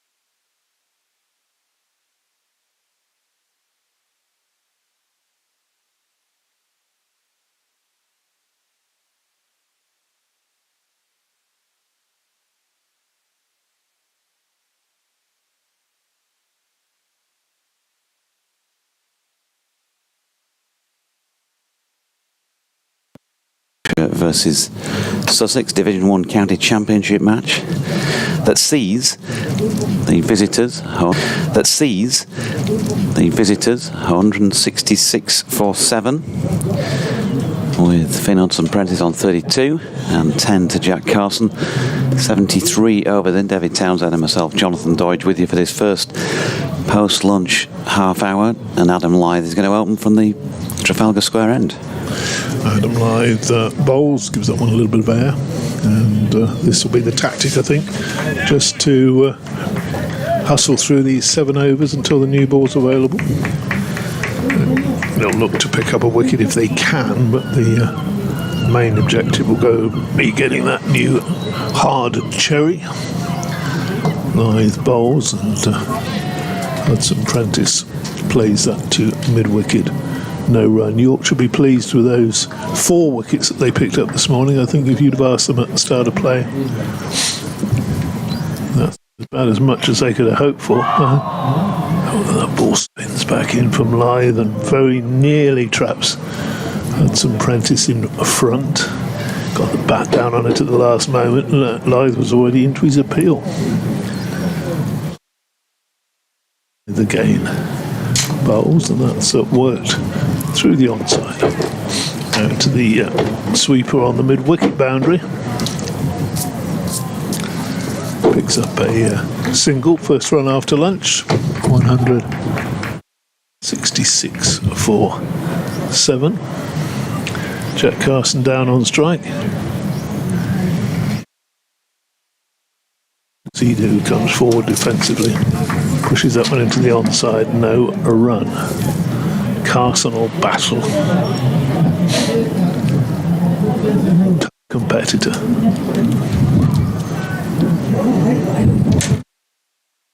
And as you can probably hear in the effects mic, as Lythe bowls again and played to short leg. So that's the end of that first over after lunch. And it looks as though Will Sutherland's going to come on from this piece home park end, which is a bit of a surprise because we thought they would just be bustling through the overs. Maybe that was one over from Lythe to enable Will Sutherland Best to revert to the Trafalgar Square end. 6 overs to go to the new ball. It did seem a fair way out to be just bustling through overs and almost conceding that you're not going to get a wicket. Yeah, got to keep pressing on in that respect. Anything they can get in the next 6 overs. Well, I'm not saying it's a bonus, is it? Because you're certainly not guaranteed to get wickets with another new ball. No, but far more likely than you are with the old one. Here is Sutherland then. A little flick off the legs, or attempt at doing so by Hudson-Prentice, but he misses out. Harry Duke just does a bit of stretching, having moved to his left to take that. The field setup is 1 slip, Adam Lythe. George Hill is at gully. Imam is way out on the Wharton Way boundary edge. Backward point. James Wharton himself is in the covers. Don Bessett mid-off. Jack White mid-on. Finlay Bean in a catching position, really, although he's walking into a catching position. A couple of strips away at straight mid-wicket as Sutherland's latest delivery is blocked by Hudson-Prentice. Matthew Revis is out in the deep, way down by the west stand. Mid-wicket boundary, really, squarish mid-wicket, and then Matt Milnes is also in the distance. DT would need his bins to identify him because he's furthest away from our con box down in the southwest corner, probably 10 yards or so in from the boundary edge. That's a different postcode down there. Yeah, here's Sutherland, straight delivery, asks Hudson-Prentice to play, and he does so. Up to Don Bess at mid-off, no run. Just a little bit off the seam, that one. Got the bins on it. So, Doidge, you'll have noticed I disappeared just before lunch. No, I did the one thing this morning that a hotel owner should never do. Forgot to hand your key in. When he's staying in another hotel, yes, I forgot to hand the keys in. I think I've done that here before myself. Sutherland is in, and that's turned square on the leg side. 1 run. I think I'm right in saying I left. It was one of those where we were here for the first match of 2, and there was a month gap between. And last day of my first spell, I left it here, and not realised until I got home. Just said I'll just keep it until you come back, and we'll use the spare. Yeah, you always have spares, but it's a bit of a nuisance. There's people walking off with keys, and everybody's done it, I think. Last week, because I got locked in my room one morning. Yes, we know. Desperate attempt to try and keep you off air. Yeah. So the catch on the inside of the door it had a screw loose, and it came off while the door was in the locked position. Couldn't get out. Here's Sutherland, and a solid block once again by Hudson Prentice. By Jack Carson. I can think of lots of names for the manufacturers of locks with a screw loose, but they're probably all libelous, so I won't. Yeah. So I had to ring Tom, the proprietor, on his mobile. He was down in the basement cooking breakfast for everybody in the B&B. He came up and let me out with the spare key, and then changed the barrel during the day. So it was all sorted in the space of whatever, 8 hours, something like that. Very efficient. 168 for 7. Bess has just gone into a leg gully, and 2 slips now in place as Carson's on strike, and Sutherland bangs that one in short of length, and it's turned into the leg side for Revis to come in and do the fielding, and that completes 2 overs following the lunch break. 5 more until 80 overs ticks over and a second new ball becomes available. You have to notice, don't you, that there isn't quite the same sort of energy and zip at the moment that there probably will be as soon as the new ball appears. Of course they're trying to take wickets, but they know as well as you and I that sort of 15-20 minutes there will be a different ball game. Quite literally. I only thought of that as I was halfway through the sentence. He's got a list of he's got a list of phrases in front of him. He's just ticking them off one by one. DT bingo. Best bowls and forward defensively pushed into the offside, and no run to be had there. We're having a photo taken, I think. Doidey, so his stomach's in. Somebody down there taking a picture of us. So to Jack White at back with square leg. A little bit more into that one. Shoulder came into the delivery. 2 gentlemen who are taking photos of us are wandering off. Best bowls again, and again defensively forward. Jack Carson, determined mood. Ulster says no out there as far as Jack Carson's concerned. I don't know about you, but I have image rights, so this is the next ball from Bess. Again played easily by Carson. No run. Will they have to pay to use your photo? yeah, they will. Best to Carson again, and he sort of falls over a little bit in playing that one to mid-wicket. Another over ticks by. A few little gull feathers have blown into the box. More fighting, more scrapping overnight. I wonder whether they're fighting over that bit of sausage roll I left out for them. That would have been a tasty morsel, wouldn't it, last night? Yeah. They're very nice, those sausage rolls, but they do fill you up, don't they? Heartburn. It's heartburn territory for yours truly. Yeah, they're tasty. when they're going down, it's when they've gone down that the problem begins.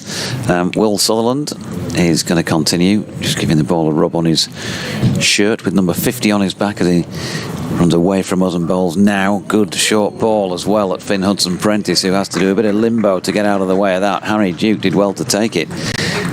He's a diminutive figure, Harry Duke, behind the stumps, and he had to be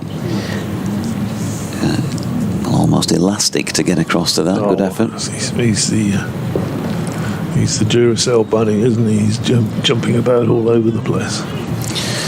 Don Bess, unusually, has a sweater tied around his waist. A bit like we probably all used to do them in school days back in the day.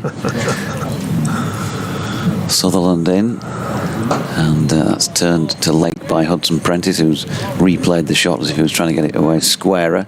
Melvin Gill says, afternoon guys, loving the comms. Is the 50 over comp being broadcast on the BBC? There were two answers to that, yes and no. Which one is it? Watch this space. BBC Radio Leeds are not broadcasting the group games of the 50 over competition. I've mentioned this numerous times this season, actually. As Sutherland is in over the wicket, and that's towards the inside of the bat. Pushed to Jack White at mid-on, no run. You'd have to check with each station, really, Melvin, as to what their plans are. I think, if any. Yeah, BBC Sussex are not broadcasting.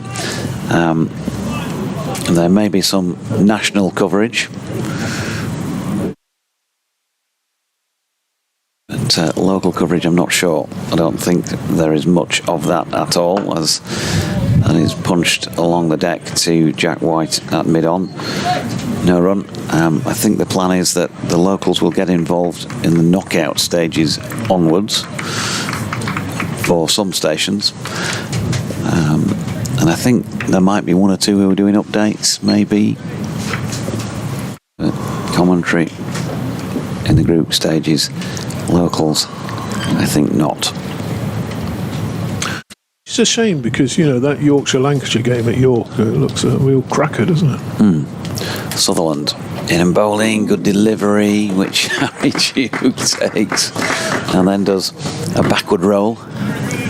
He's found a couple of real bouncers, not bouncers, but he's got something out of the pitch with a couple, hasn't he? He's really dug that first one in the over. Good bouncer that very nearly gave the batsman a scare, and as you said, elasticated Harry Duke then, and flying over to one side to take.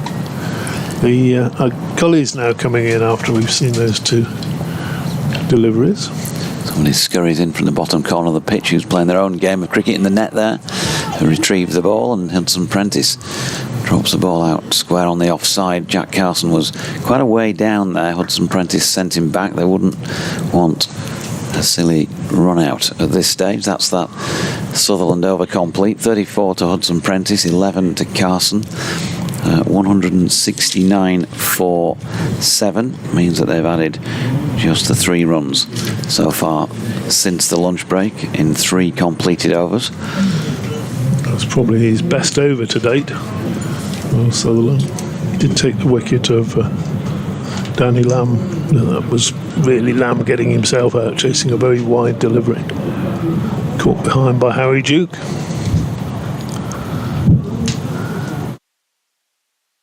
Duke's kept well. There was that very difficult stumping chance yesterday that he didn't take, but other than that, he's looked competent behind the sticks. Bess is going to try around the wicket from the Trafalgar end to the right-hander bowls, and that's pushed back to him.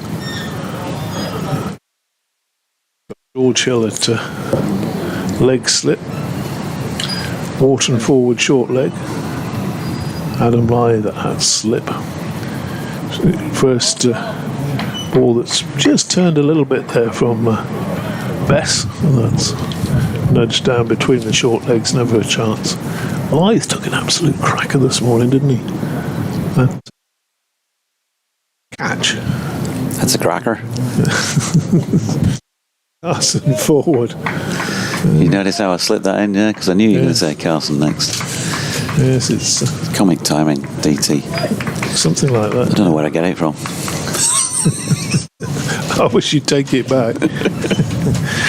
Here comes Per Spalding, and again that's pushed back down the pitch. This over and 2 more before the new ball's available, and if Will Sutherland bowls another over like he did the last one, I'd be very tempted to let him keep the new ball in it. If it's taken, which we're pretty sure it will be straight away. It's Best swapping back over the wicket, and Carson turns that one to... Oh, he tried to turn it to short leg, and it was taken down the leg side by Harry Duke. You just know Duke's had at least 2 cans of Coke for lunch, don't you? Skips across, hops there, he's going to run down the far end at the end of the over. That is the end of the over, maiden over. I popped into the press room at lunchtime, and John Potter, Yorkshire scorer, before I'd even opened my mouth, said to me, "The answer you're looking for is +4." So that's the over rate, or was the over rate for Yorkshire at the lunch break. There's a stray packet of what looks like smoky bacon crisps blow from right to left down beneath us. How did you know it? It's just the shade, it's the colour of the packet, isn't it? It's that colour, is it? Like a burgundy colour, isn't it, almost? Usually. Sutherland just sorting his field out here. I think Yorkshire just need a bit of energy here for 2 overs. He's a little quiet. I mean, they may be saying things, and the stiff breeze is not as always easy to hear from this distance. Short ball first up. Hudson Prentice with an easy leave of that one. Lily, who's been up to see us in the comm box at lunchtime, has sent us a photograph. Oh. Matthew Revis has signed a sheet of paper that says, "For the chairwoman of the Matthew Revis fan club." And in a signature as indistinguishable as is Yorker when you're facing it. He's put Matthew Revis 77 in brackets as Sutherland is bowling, and Hudson Prentice again with the block. You can get in touch, Yorkshire Cricket at bbc.co.uk, or on X or on Blue Sky if you prefer. You got a Blue Sky account? Yeah, I can't. I've not been told I can't give you that. So that is jonathandodge.bsky.social. And Sutherland comes in again, and driven this time to Don Bess, who's fairly tight at a halfway house position between mid-off and extra cover to the right-hander. Yawning gap has been left through the covers to try and offer up something for the batter to try and put his hands through, but invitation not yet accepted. So we have a gull doing a pitch inspection just down beneath us, and a few more floating on the fairly stiff Scarborough breeze. Plenty of evidence of that on the players' clothing out there, flapping around. Lone slip now, Adam Lyth, gully, George Hill, catching straight mid-wicket, James Wharton, leg, gully, leg slip, wideish leg slip maybe, Finlay Bean, and Sutherland bowling round the wicket, and really does bang that one in pretty quickly at Hudson Prentice, but just too short, and in fact wided by Richard Kettleborough. Certainly some energy and effort from Sutherland in that, but slightly misdirected. Well, it's a bit harsh, I think. Like yeah, I thought it was. Maybe because he's bowled too many this over, or do they call it no ball in that case? I can't remember. Sutherland, what's he doing now? He's determined to take a wicket. He's not waiting for the new ball, is he? He's getting his field sorted out. Yeah, Adam Lyther, I don't know, he dropped deep, hadn't he? Or did he go on to retrieve? No, fly slip, I think. Yeah, he's come back in. And this time it's not as short, and that's dropped to the offside by Hudson Prentice. They get through for a quick single. Don Bess had a shy at the stumps at the non-striking end, which missed, and Jack White backing up. So 1 on the total means it's 170 for 7. It's all fairly pedestrian out there, apart from the pace of Sutherland's bowling. 35 now to Hudson Prentice, 11 to Jack Carson, and as I say, just feel like they need to up the energy somehow out there. Don't expect them to be appealing for every delivery, not calling for that, but just feel a little bit more up about things. Upbeat. So Carson back on strike. Wharton's gone in under the helmet. A couple of strips away at short leg. One slip in a gully again. Sutherland round the wicket. Bangs it in short, but drags it down the leg side. Harry Duke with a good take. Was a good take, wasn't it? So he's done very well, Harry Duke, going into the side. He's a specialist keeper, batted at number 5, not with any great distinction. Jack White is warming up. He obviously thinks he's going to have a bowl shortly. Yep, here's Sutherland again, and that was a better aimed ball short of length. Carson turned it into the deck, and he bounced short of leg gully. Finley Bean fielding, but that's the sort of area you want to be trying to target if you're coming up with a field like that and those sort of tactics. End of the over, 171 for 7, and so 12 deliveries remain before the second new ball becomes available. Yep. That's no, I think that was the 79th, wasn't it? 6. Did you say 6 deliveries? No, I said 12. Yeah, they've just clicked it over onto 79, so 6 deliveries remain. Yeah, because they started from this end, didn't they? First over was. So, Bess, you would imagine he's got 6 balls to break this stunt. Bowls. And that's striking Hudson Prentice on the pads as he played back. Bess, I don't know whether Bess had a shout, but George Hill, who's possibly in the best position of all to appeal for LBW, back with short leg, had a big shout for it. Bess bowls, and Hudson Prentice defends into the offside. No run. Jack White is doing a hop, skip, and a bit of a knees up there, trying to get loose. Best bowls, and Hudson Prentice forward defending again. 171 for 7.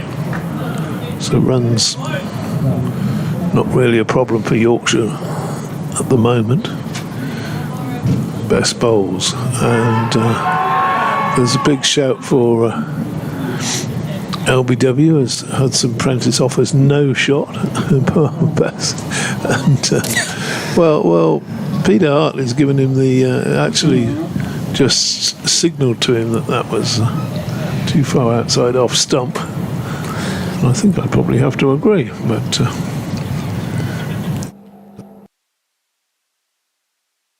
Bess again, bowls and push to mid wicket. No run. I think they had a bit of a laugh with each other as well after that delivery. Dom clearly asked him something and it looked like Peter had a giggle. Bess, I think to complete his over, driven there through the gap in the offside. A chase down there for Matt Mills. That'll help him get loose for bowling, and the batsman jogged through for a 3rd run as he turns and throws it in from down by the hospitality tents. End of the over. New ball available. Jack White stripping off his sweater. Looks as though he is anyway, but maybe he's not needed. What are they going to do? They're going to give Will Sutherland another over. Wouldn't be the worst thing, you know, because he's loose and he's been bowling quickly. Yeah, he's going to keep Sutherland on by the looks of things. Jack White replaces his sweater. And it looks as though they're going to continue using the same ball. There's no ball being held up by umpire Richard Kettleborough to signify that a new one is being taken. That does surprise me a little bit, I must say.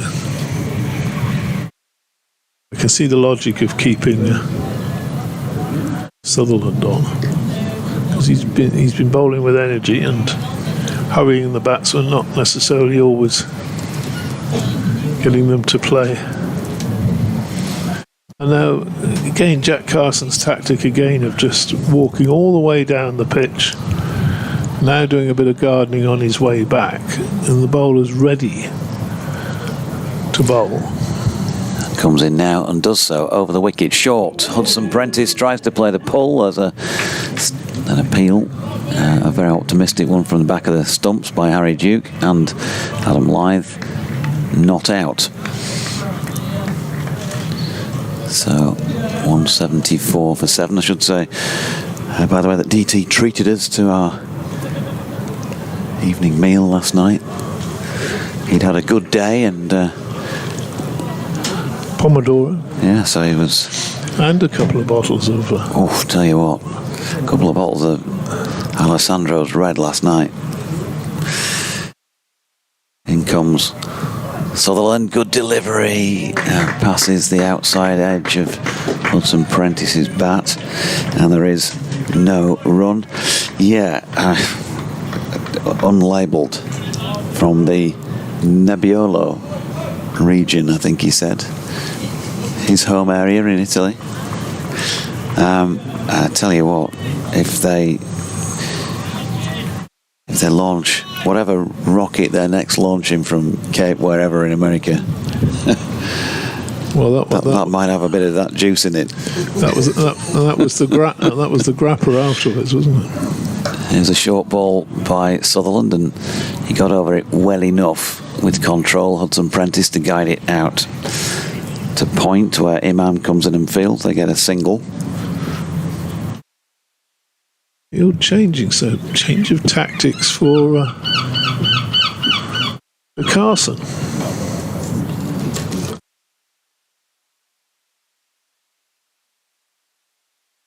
On the strike now, the big lad from Northern Ireland.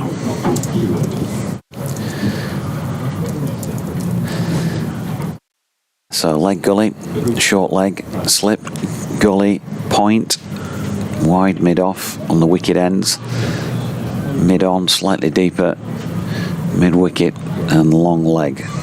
Sutherland round the wicket, bangs it in. Carson played it well with control and dropped it into the leg side. There was no run.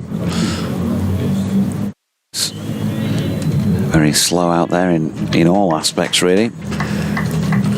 Still no second new ball taken.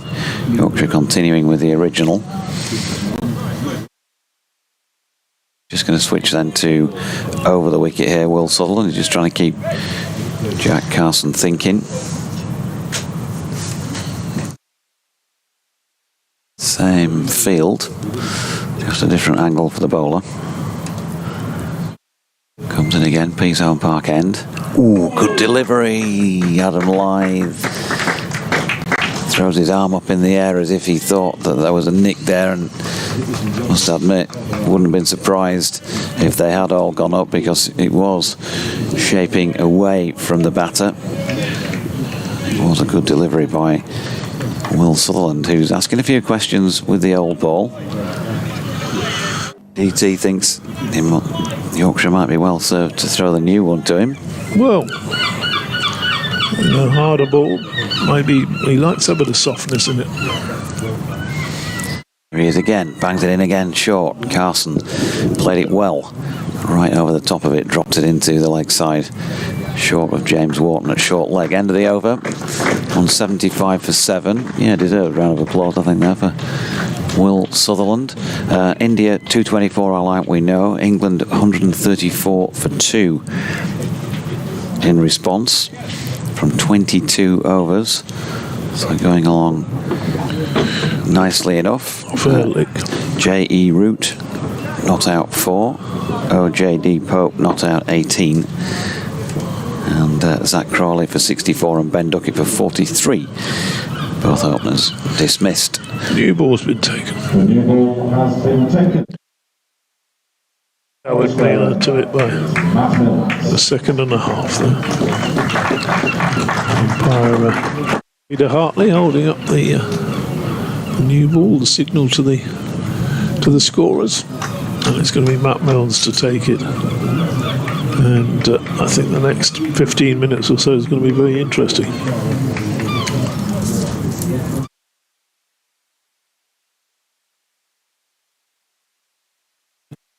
Here's Milnes then from the Trafalgar Square end. He's got an orthodox mid-on and mid-wicket. 3 slips, gully, mid-off a bit closer than normal. And a sweep, I assume. Yeah, there he is out on the boundary, and a long leg. First delivery with the new ball. Big shout for LBW, but not from the bowler, just from behind the stump, so presumably there was a bit of bat on that. So, the pick of the Yorkshire bowlers for me, Matt Milnes. He was the danger man this morning, on target, lively, moving it around. Bowling down the slight incline, comes in, bowls, and Hudson Prentice cracks that one through the offside. There's a tumbling stop out there in the distance. He was down there.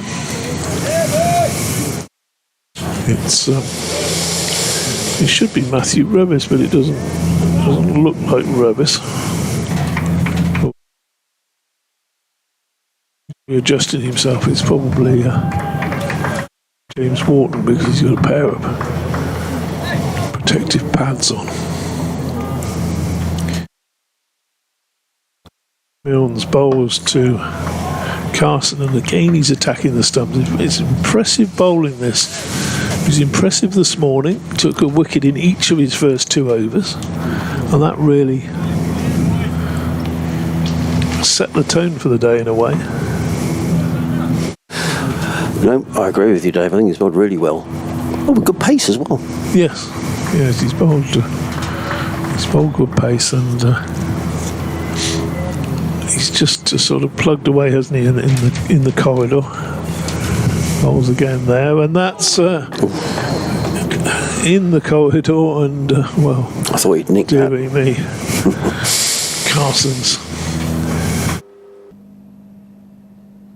coming down to have a word with Hudson Prentice there. The umpire should have a word with Carson about that, because he has it does slow the game down a couple of times. The Yorkshire bowlers haven't been able to start an over. Milnes then to the right-hander, bowls, and that's better from Hudson Prentice. Defends into the offside, no run. Well, that's been a good rear guard action from Finn Hudson Prentice. He's selling his wicket dearly here, which is all that Sussex can hope for in this situation. Yep. He's faced 109 balls. There's 41. You try selling anything dearly up here, you're not going to have a lot of success, you know. It's Milnes bowls, and again just outside off stump. Good over from Matt Milnes, the first with the second new ball. Grant Flower spoke last night about ticking off little milestones, and this will be a pretty big milestone with the new ball being taken. And Jack White throughout the match has been very impressive with it. On the Peter pocket, Jack White. There we go. He's just making sure he's got his run. He's sort of got a rolling gait, doesn't he, Jack White, as he runs into bowl? Yeah, he sort of lollops it. He does, yeah. Reminiscent for me of dear old Michael Hendrick back in the day. Oh right, yeah, that's a very good comparison. My word, he was a good bowler. Yeah, he's a fine man as well. He was the coach of the Ireland cricket team for about 4 years. Was he? He was the one that set them on their journey. Right. 1995 he took over 4 years, and they say over in Ireland that Hendo built the tracks and A.D. Burrell drove the train down them. So there you go. He's in is White bowls to Jack Carson, who defends out into the offside. There is no run. I don't know how many test wickets Mike Hendrick got. He was sort of been around the time when Mike Hendrick, Chris Old, that sort of era. Never got a test five for. Really? Wow, I'd have never thought that. Yeah, it's a difficult one, isn't it? It's when you're around with that many good bowlers, Bob Willis and Ian Botham, and as you mentioned, Chris Old as well. Is that easy? White makes his way in right away for the good bowls to Carson, who solidly forward plays into the mid-off, fielded by Bess. There is no run. Yeah, never got a fifer. He'd have got a lot of test wickets, I'm sure. Had Vertu's plum LBW in the World Cup final. It wasn't given, and he bore that for the rest of his life, Adrian. Anytime he wanted to liven up a pub conversation, if Hendo was around, he'd say, "Was that close, Hendo?" Close? White's in bowls. Carson again solidly forward plays into the offside. His voice would go off onto a pitch that only dogs could hear if you asked him that question. Made his test debut in 6th of June 1974 against India. His last test match was the 1st of September 1981 against Australia. Yeah, he was part of that 81. Great 81 series, wasn't he? Comes White bowls and Carson again defends into the offside. There is no run. How many wickets did he take in the end? Did he get to 100? Let me just see. Say that. Have a look at quick info. A bit better. It has got some. I'm always a little wary of 30 test matches. 87 wickets. I was going to say 86. Oh, okay, I didn't think he got to 100. Right, okay. So, very, very good bowler. Oh, Carson defends onto the onside. There is no run.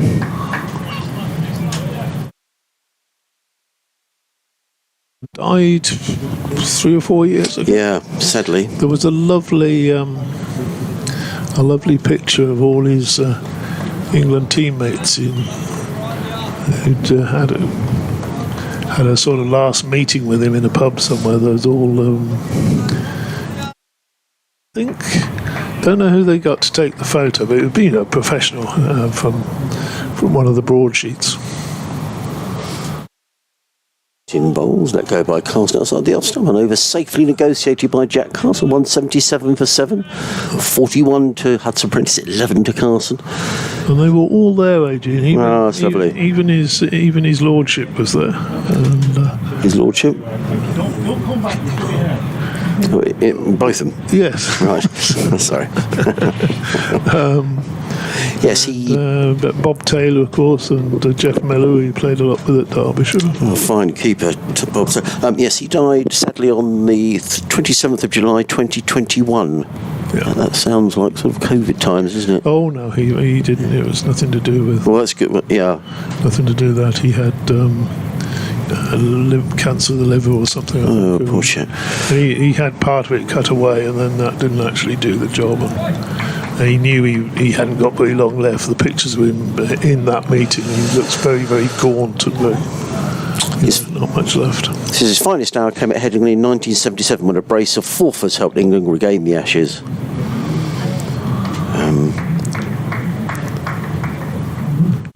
New over from Matt Milnes, still looking for this 8th wicket, and he's not going to get it there as that's played down into the gully. Got on top of that, Hudson Prentice. Yeah, he 30 tests in which he took 87 wickets. Is this right? First class 267 matches. Yeah, he played on. He left. This is 770 wickets. In how many? 267 games. So I guess that's 3 a game, isn't it? But that's a huge amount of wickets, isn't it? 770 wickets. Next delivery bowls, and that's pushed into the offside. Hudson Prentice wants a single. Jack Carson's not going anywhere. So he did take a lot of wickets, but long career. He finished with Derbyshire in, I believe, 81. At the end of that summer, had a couple of 3 years at Nottinghamshire. Yes, it says that here. Yeah, a couple of years at Notts. He had a big falling out at Derbyshire over what he was supposed to do and what he wasn't supposed to do. I'll tell you about that in a minute. Next delivery played into the onside, no run. The final, was it still the Gillette final there? It might have been one of the first NatWest finals. He was injured and probably shouldn't have played, but went and had an injection of some sort, as they do on the eve of the game. Went and saw a doctor in Harley Street. His Milnes bowls and defended down to 3rd. They're going to get a couple of runs there as the man at deep backward point comes round to do the fielding, and the score ticks over to 179 for 7. He said, I remember it well. He said, I went in there and met him.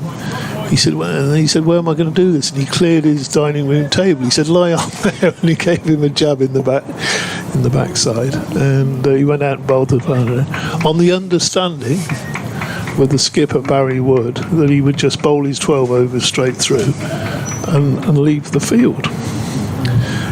As Milnes bowls, and he tries to turn that onto the stumps. The ball rolls back. I think he was rolling into the stumps, and I'll tell you what, Hudson Prentice did well to knock that away with his bat without actually dislodging a bail himself. He did. We'll perhaps have a look at that on the replay in the moment. But he was going to bowl his 12 overs straight through. He bowled 10 overs for about 13 runs, and Barry Wood said, take a blow and I'll bring you back later.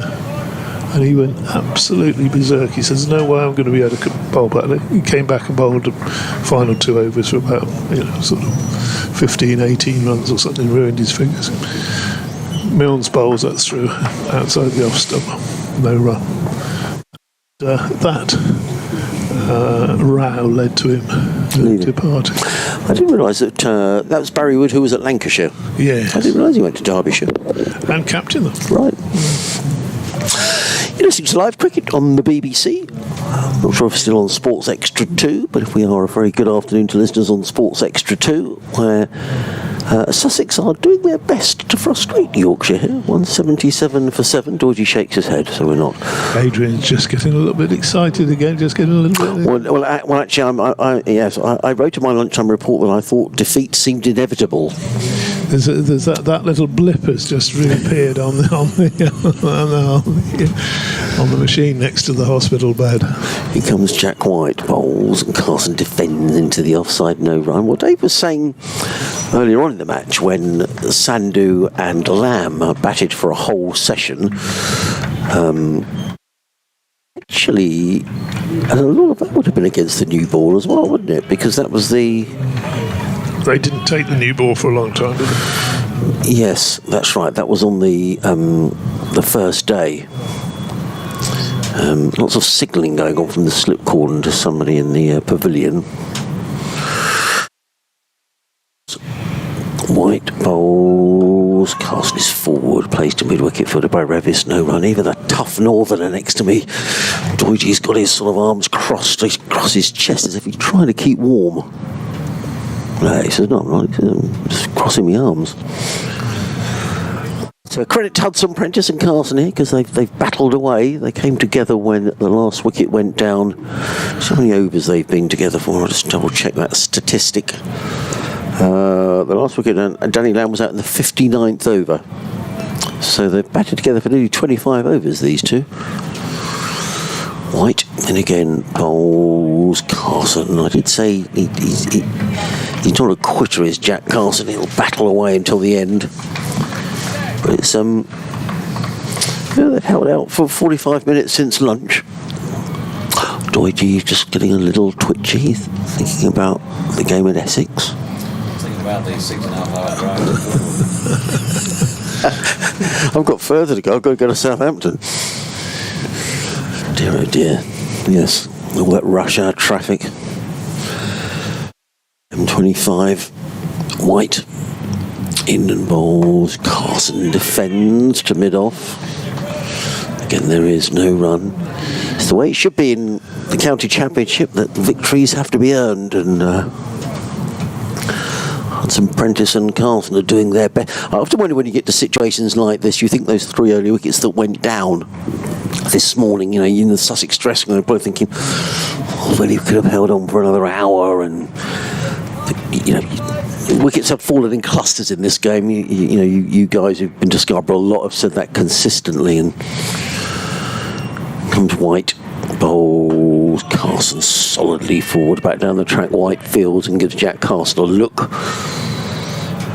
And back to his mark. 3 slips and a gully. There's a point, short extra cover, mid-on, mid-wicket. Deep backwards square. Don Bess, an extra cover, probably thinking, wrong. Change the field slightly. There's lots of pointing going on. Oh yeah, they're moving their, for some reason they're moving their cover point out to the boundary edge, or nearly on the boundary edge. The mid-wicket's gone out as well. Yeah, big square. White again. Bowls and defended by Carson at 2 mid-on. I probably ought to go because I do an update in the afternoons to Tunbridge Wells, and I need to make sure that the line is fully operational. So I'm going to depart for a few moments. DT? Good. You can take over from me again when you're ready. Adrian, it all works very well with this, doesn't it? Because you get out of Doidge's seat, and the musical chairs that we often have to play isn't quite as chaotic as it normally is. Doidge just stretching, he's warming up for his next half hour on the mic. No doubt we'll from him shortly. At the moment though, it's Matt Milnes running down the hill, bowling, and defended back to him by Hudson Prentice. So Yorkshire looking for a bit of inspiration here. They want to split this pair, get into Henry Crocombe and Sandhu. Only men left you can save Sussex. Could be a pivotal afternoon for Sussex as far as staying up goes, denying Yorkshire points and gaining them themselves. Mills bowls a big swish at that one outside the off stump by Hudson Prentice. Carson's doing his walk most of the way down the wicket to have a word, and Milne's hands went to his head after that shot was played. So that was one for the 3 slips and a gully.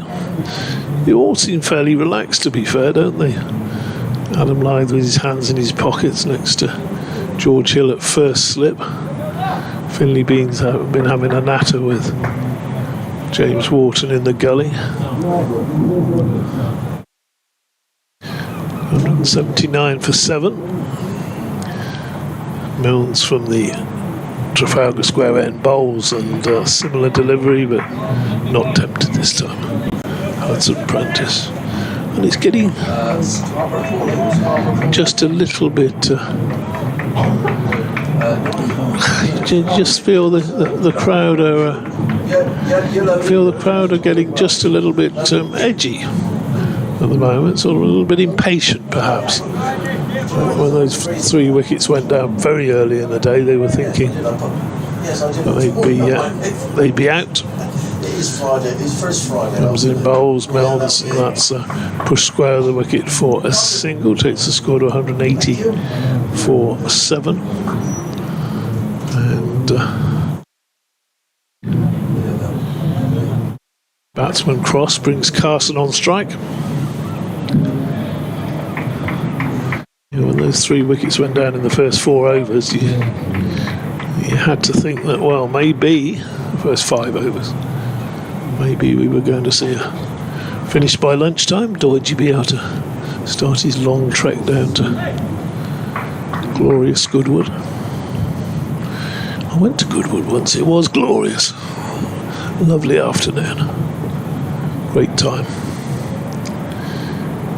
Next delivery outside the off stump, not so good for Melds, and he's not happy with himself. He does a little jump on the spot as if to say, I've wasted that one. Not getting Carson to play. Took an old neighbour of mine down to Goodwood. We had an absolutely cracking day. Back in the 80s. Let's drive down there. Lovely race course, Sussex Downs.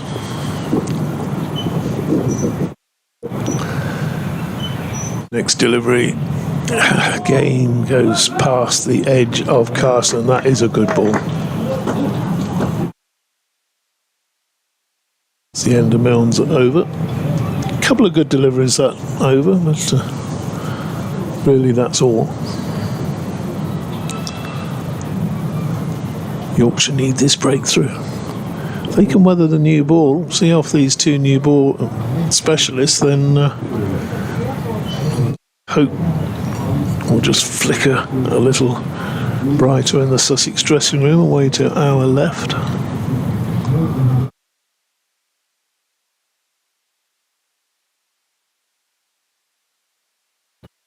What's Best going to do to...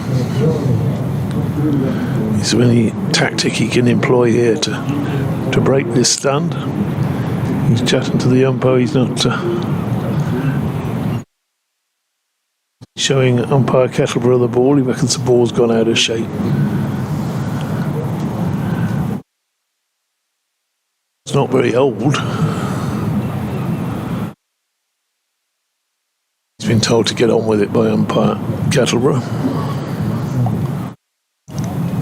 Yorkshire obviously not pleased with that new kookaburra they've got in their hands.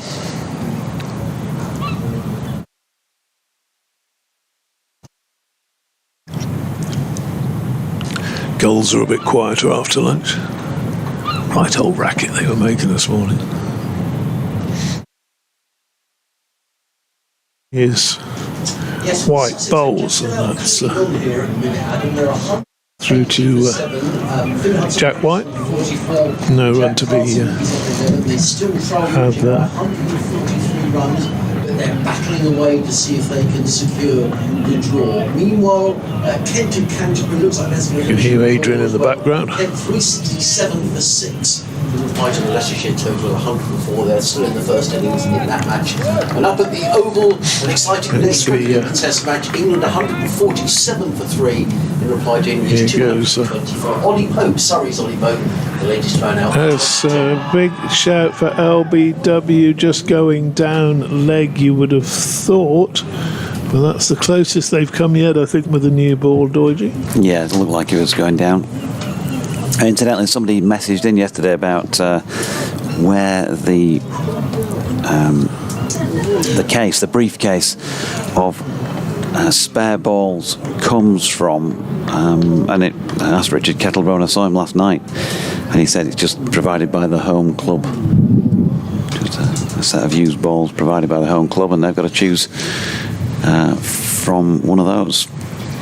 Next delivery from White, padding up Hudson Prentice. Again, that was, look at that, the replays of that LBW, that was actually closer than we thought, because he was walking across.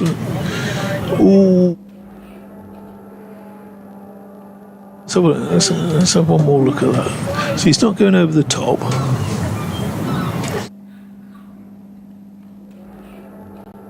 He's walking across his stumps. There's certainly no bat on it. Bowls again, and that's clipped or punched through. Covers for 4 runs. Largely irrelevant. Of course, they will start to count if somehow Sussex were to get into the lead, but they'd only need another 140 odd before they can do that.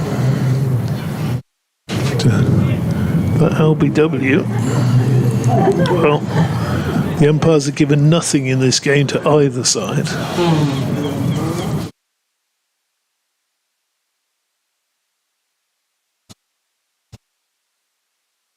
Just a little pause here as the men out on the boundary come in to try and save the one and try and keep Hudson Prentice on strike. 3 slips and a gully go down as White bowls, and that's pushed up to mid off, and there's no run. Don Bess does the fielding there. Maybe George Hill with a new ball running up the hill. That'd be an option. Yeah, I think so. Didn't bowl particularly well this morning, did he? He wasn't as metronomical as he normally is.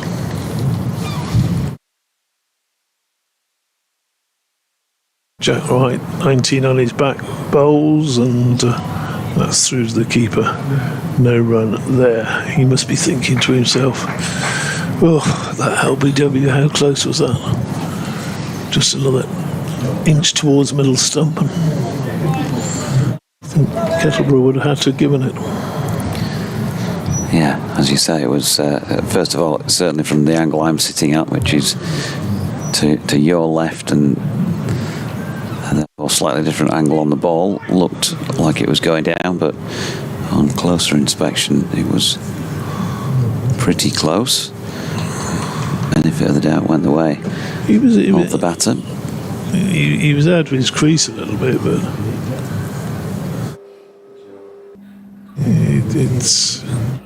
it looked adjacent to us.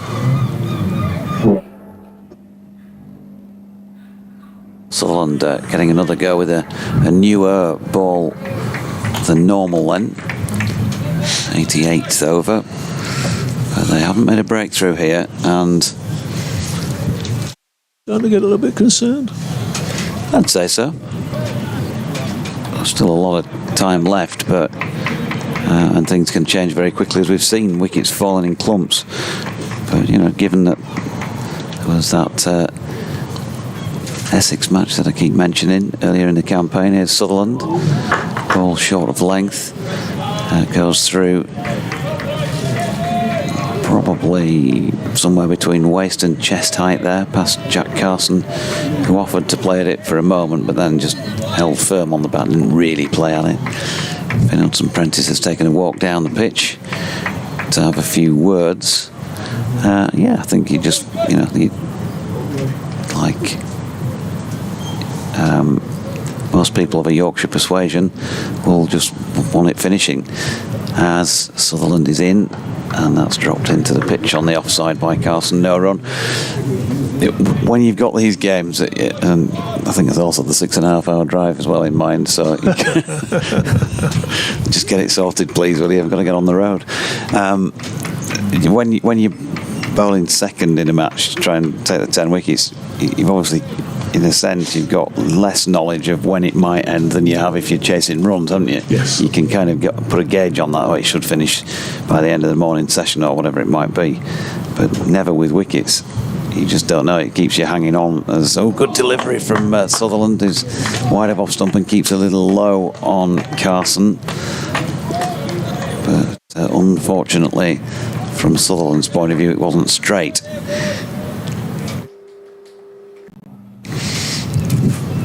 Carson on 11. It's been a grind by him, but that's the way that it has to be from the Sussex point of view, I suppose. Added just one run to his score since lunch, and we've played about an hour, and he's leaving another one wide of off stump. Hudson Prentice, he was on 32 at lunch. He's added 16 in this hour, so he's ticking along. Carson has very firmly dropped anchor. Adrian's got that. It's the hope that kills you look. I think he's going to come in and do some commentary. Sutherland, that energetic, bustling run up, and that's pushed square into the offside by Jack Carson. Matthew Revis doing the fielding. .184 for 7. Several goals resting on terra firma at a fly gully position. Sutherland turns again. Trafalgar square end and makes his way in towards us once more, and the ball short of length. Just for a moment looked like it might be angling its way towards the slips. It went to Matthew Revis at point. Applause again for Sutherland. It was just a bit too wide on a couple of occasions, and this ball getting older. Yeah. No wicket taken with it just yet. Harms is back alongside. Well, the last wicket went down after 59 overs and 2 balls. So these two have survived for the best part of 30 overs. I was sort of just having a casual look at. I mean, there's a lot of overs left, Doige. 140 overs it'll have to show before we finish the match. So there's still an awful lot of. There's another 52 overs to go, and only 3 wickets needed. So I don't think Yorkshire will be panicking just yet. But I think you're right. These two are digging in. But it just needs one good ball, doesn't it? That's the thing. One ball. That's what Yorkshire will be telling themselves. Of course, there's still Crocombe and Sandhu to come. Right. Ball to Hudson Prentice, who I think he was thinking about driving then, and the ball checked his shot and played it down the onside of the track. Hudson Prentice stands. They'd say that wasn't quite what I intended. There is no run.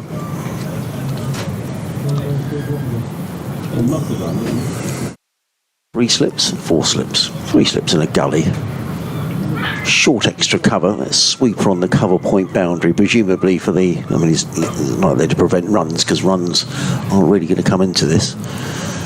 Comes wide again. Bowls. Hudson Prentice defends to mid on. There is no run. Just Sussex would need to get to 323 before Yorkshire had to bat again. I suppose if it goes really deep, then runs only become important if Sussex get any sort of lead, but that's a long way off. I mean, what are they? 1616, 16 plus 23, 139, something like that. So that's a long way off. It's just about chewing up balls and overs here for Sussex. White. Hudson Prentice forward for the umpteenth time, plays it down the offside of the track, no run. At current scoring rates, without working this out precisely, they're probably going to be borderline as to whether they get in front or not anyway, if they're about the rest of the day. No, agreed. Rates. Yeah, no, agreed. This is these two have dropped anchor, and they're fighting hard, aren't they? I mean, I think I said earlier that Paul Farbrace felt that Sussex was slightly soft in the game against Essex. Well, these two are trying to show they're not. In comes White Bowls. Hudson Prentice shoulders arms, lets it go through to Duke, and there is no run. Yeah, got to keep asking questions. As the bowler here, all he can do is keep the stumps in play, keep slip cordon in play, I think, really. Barring obviously the odd short one.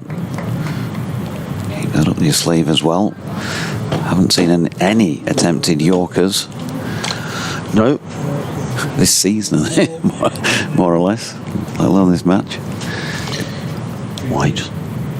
Needham Bowl. Slipped away by Hudson Prentice. Runs here. Just going to be a single as Revis comes running in for the mid-wicket boundary to field. One more to Hudson Prentice. He goes to 49. 185 for 7. It's sort of a real hush around the ground, Doidgy. Yeah. People just sort of absorbed with the cricket. The kind of hush Yes. all over the world, Helmsley. Majority of whom are hoping to see these 3 wickets go down. White runs away from us. In and bowls, and forward comes Carson. Late into the offside, picks up another single. He goes to 12. Sussex to 186 for 7. Another White over goes by. 9 overs. In fact, the new ball wasn't taken exactly on 80 overs, was it? I didn't make a note in my book that was bad. I think they were. Was it 82 they took the new ball? 81. 81, okay. So, I mean, it's only 7 overs, 8 overs old, this ball. We've still got 51 overs left in the day. It's going to be Sutherland who's going to carry on, who's bowled a pacey spell here, Doidgy.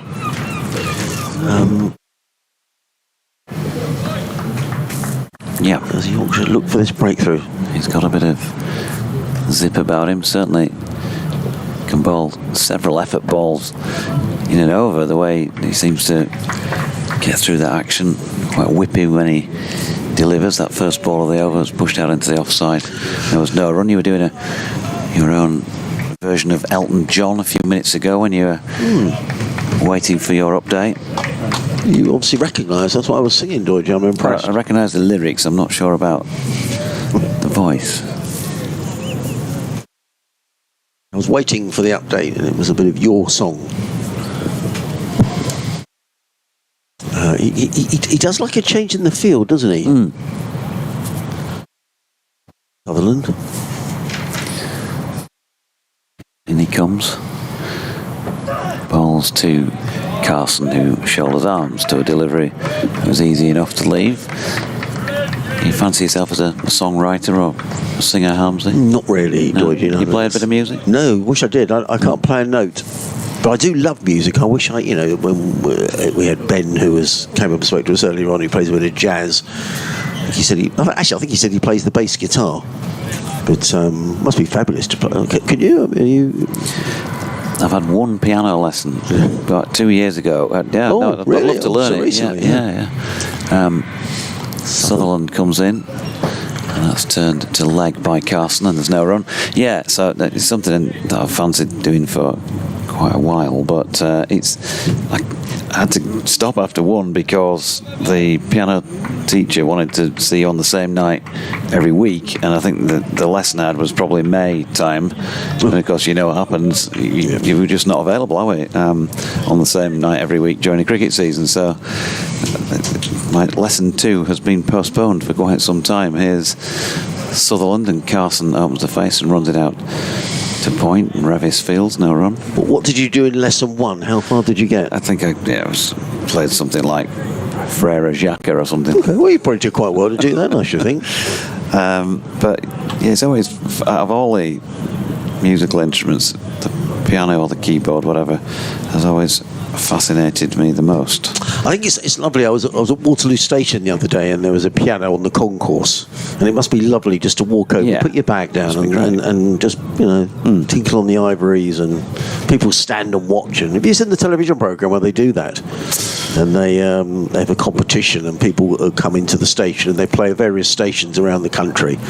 Yeah, and they get some really interesting stories of people who've given up music or played the piano for years or whatever. Sutherland to Carson, who is defending solidly once again into the offside, no run. I did sort of, when I was a teenager, wanted to write a song, quote unquote, and did write some lyrics, but couldn't do any music to it. Yeah. And in one of the pop magazines, there was a bloke who used to, advertise, send me lyrics and I'll write the music to it. And I thought, why not? So, paid my whatever it was, £1.50 or something like that to this bloke, and he did send me a cassette back with he was playing it on guitar and singing my lyrics with his music. And obviously it went to number one. And you're a millionaire now, Georgie. Yeah.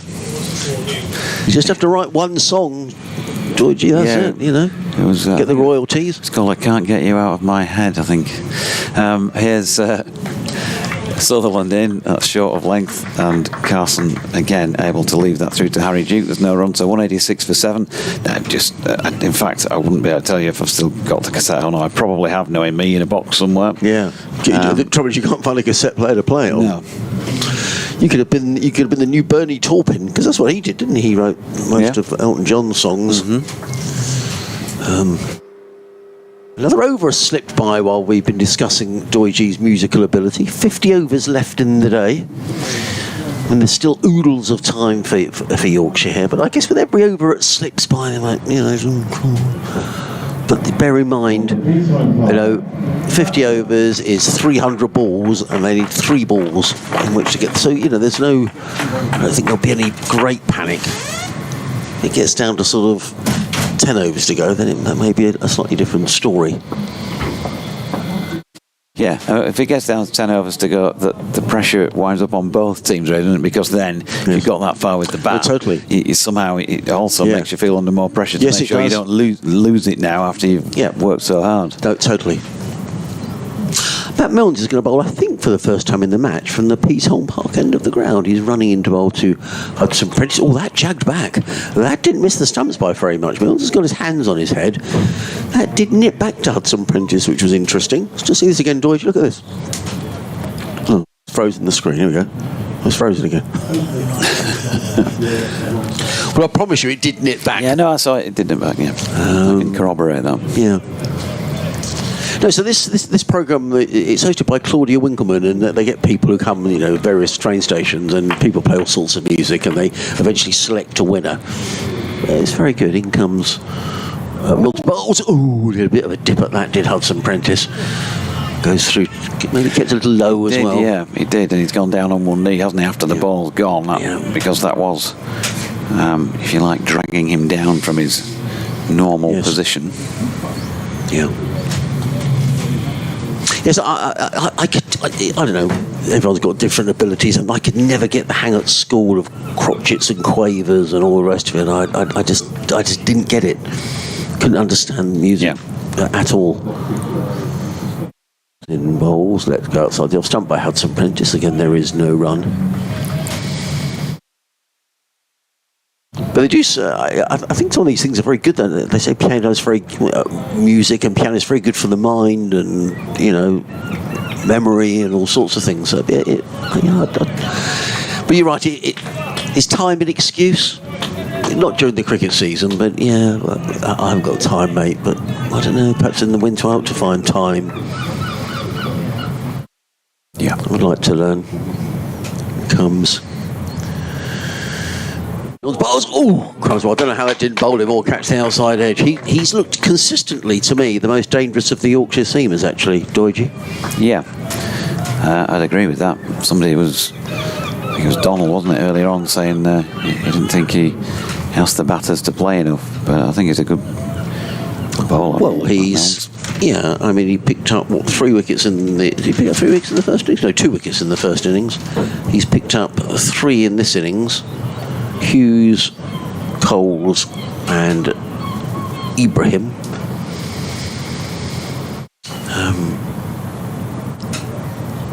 He's coming in again to bowl to Hudson Prentice, who's on 49. He's in a bowl, and Hudson Prentice drives, but gets the inside edge of the bat. The ball goes to mid-on. There is no run. Milnes has got his hands on his head again. There's been phases in this match where all of a sudden it seems as if bowlers have suddenly made the ball do something.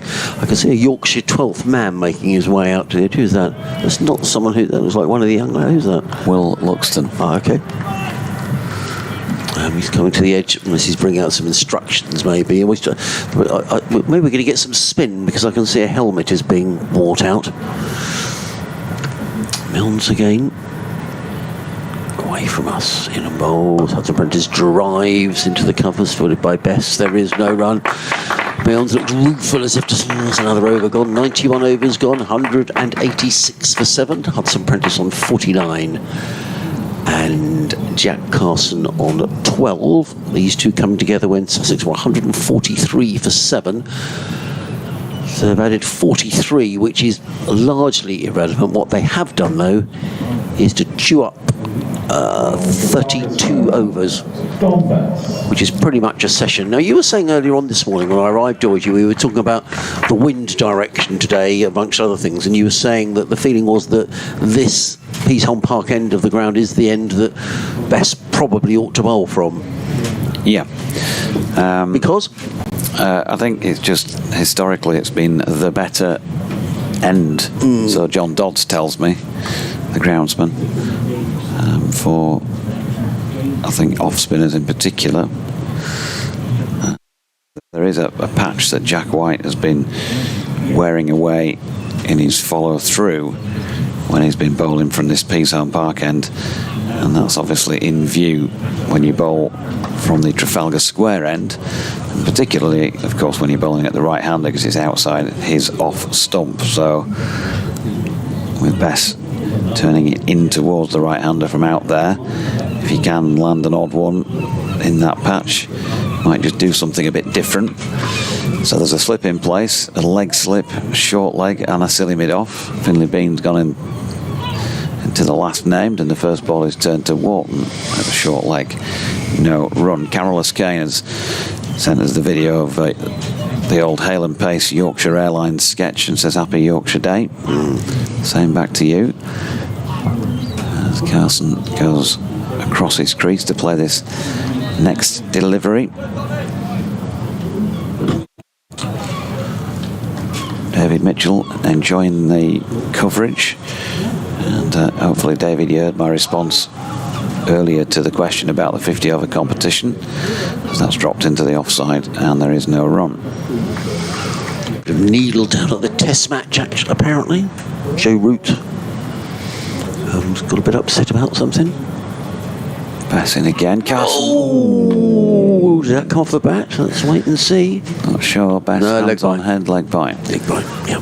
Backward of square leg. George Hill doing the fielding. Bent Nielsen says, to follow up on the sound issue you talked about earlier, your mics do cut out when you're not talking, as they're supposed to, but it does cut out the effects mic as well. That's interesting.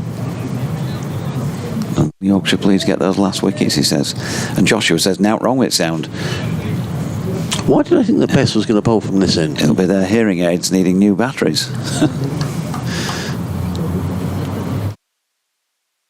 That's turned to leg by Hudson Prentice. It's 50.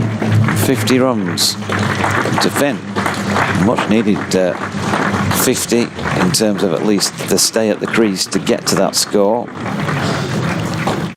Applause from the Yorkshire supporters who appreciate some resistance. Yeah, absolutely. Nice applause. 188 for 7. And Carson back on strike, turning one into the leg side where Luxton fields, and there is no run, completing yet another over. 188 for 7. Well, Sutherland had just nipped off the field for that last over, and Luxton on, and they're now reversing roles. Hudson Prentice's half century. Deliveries and included 6 balls. There you go, 138 deliveries, 6 fours. And he's, Hudson Prentice. He's been batting for the best part of 3 hours as Finn. I just wonder whether you reach the stage with these two. And you're right, George. You think, well, hang on, there's only 48 overs to go now. We're halfway through the day.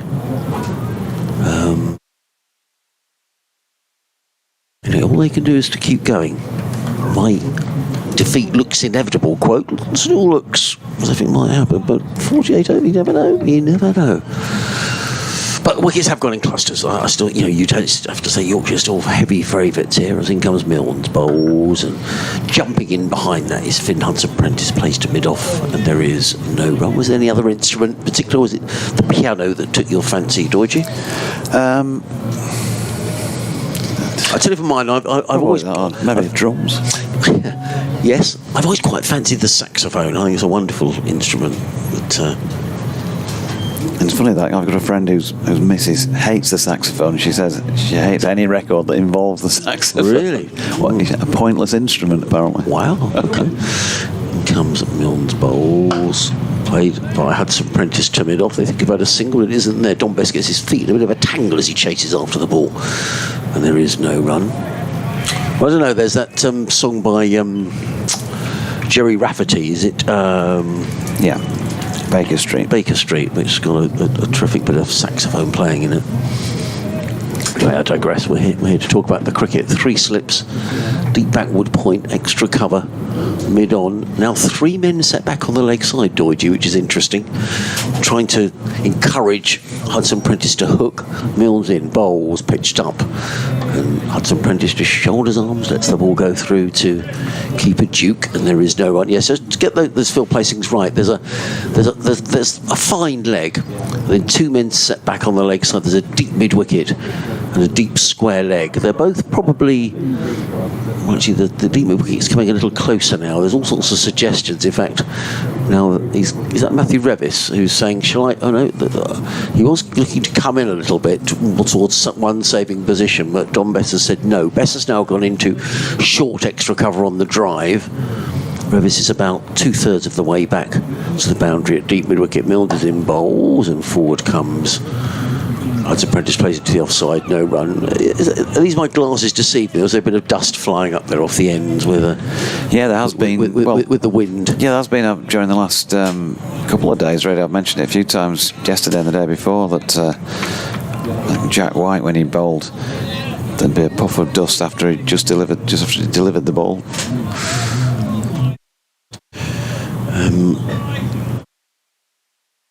I'll quickly rattle around the scores in the other game. Actually, it's been an interesting declaration at Worcester. In comes Milnes, bowls. Hudson-Prentice lets that ball just drift away from him into the gloves of Duke, and there is no runs. Actually, a couple of games where maybe there will be results after all. Having earlier said everything was ending in a draw. Essex 96 for 1, reigning at Chelmsford. They lead by 213. I think that's almost certainly a draw. But at Trent Bridge, Somerset are 140 for 4 in their second innings. They lead Notts by just 34. So there's a bit of life left in that game. As indeed there is down at New Road, where Hampshire declared 313 for 7. Worcestershire needing another 338 to win, as in comes Milnes, bowls to Hudson-Prentice, who prods this out in the offside and picks up another single. He goes to 51, end of another over, 189 for 7. And Worcestershire already 20 for 1, so it could be an interesting finish there as well. In the second division, playing at Cheltenham, which is good news, but that game, I'm afraid, is going to be a draw. Gloucestershire 163 for 2 in reply to Middlesex 445. Kent 397 for 6 against Leicestershire, trailing by 74. That looking to be a draw. Lancashire have been beaten by Glamorgan by 154 runs. I'm sure that'll be greeted with joy here at Scarborough. Glamorgan looking as if they might well join Leicestershire in Division 1 next season. Still delayed start at Northampton. Best bowling to Hudson-Prentice, who defends the first delivery of the over.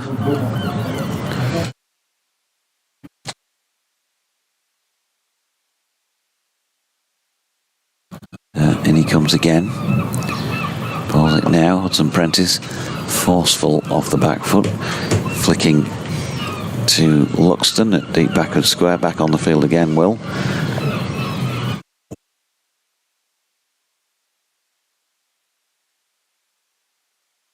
People just having a stroll around, almost now as if they're killing time between wickets. Having an amble. Bess in. Carson slightly uncertainly dropping that into the offside. No run. Well, they'll know the importance of this as a result for Yorkshire, Doidgy. Yeah. this would be a massive win, just in terms of points. Pressing again, Carson pushes forward and feeling for it. It bounces off him towards short leg. Harry Duke trying to keep things going out there in the middle.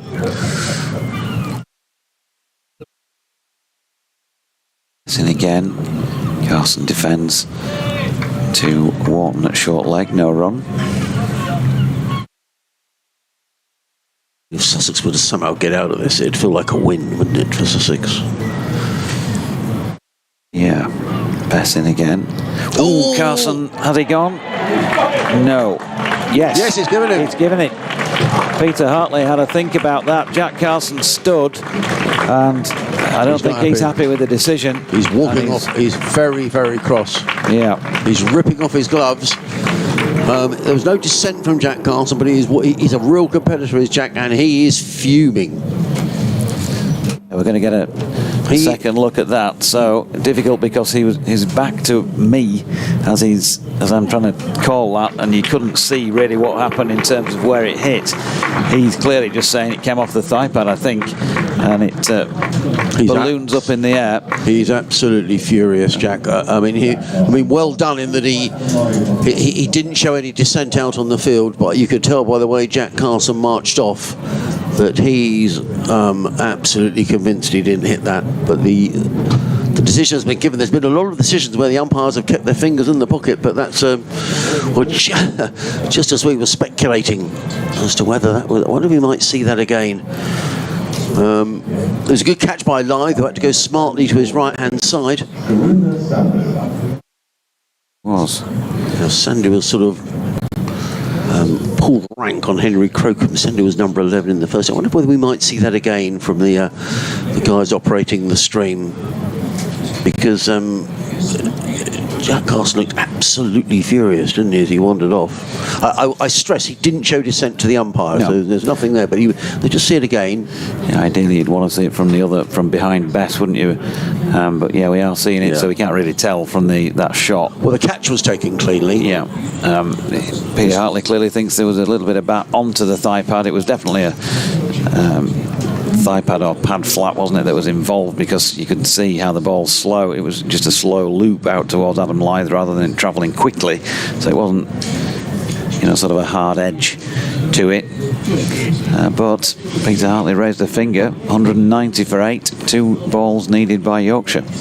As in comes Matthew Milnes running in from the Peace Home Park end of the ground. Bowls to Hudson Prentice, who lets that go outside the off stump, taken by Duke. And all of a sudden you can feel the energy in the Yorkshire field with that wicket. Let's have a look at Jack Carson's statistics. He was out for 12. He faced 93 balls. So a good effort from Jack. I have seen wickets fall in clusters in this game, Doidge. I wonder whether this might be a similar thing. Those two adding 47, which, as I say, is largely irrelevant, really. Yeah, the final ball of the 94th over. Moves in bowls. So they were together for 94th over, you say? Yeah, they were together for 35 almost. Yeah, 34.4. Yeah. So yeah, it's pretty much a session. Yeah. Good, really good effort. Just as maybe people starting to get a little edgy.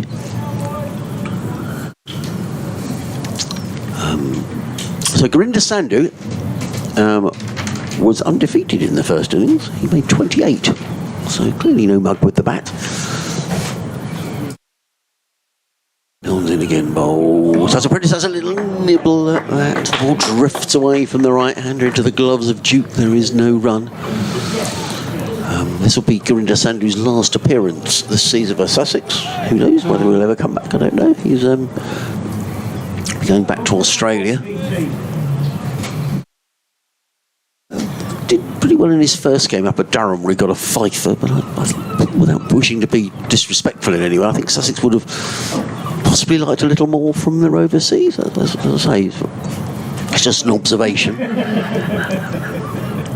Milnes in bowls. Hudson Prentice is rather cramped. The ball hits the pad. A bit of batting well in that, I think. We'll wait for the umpire's signal.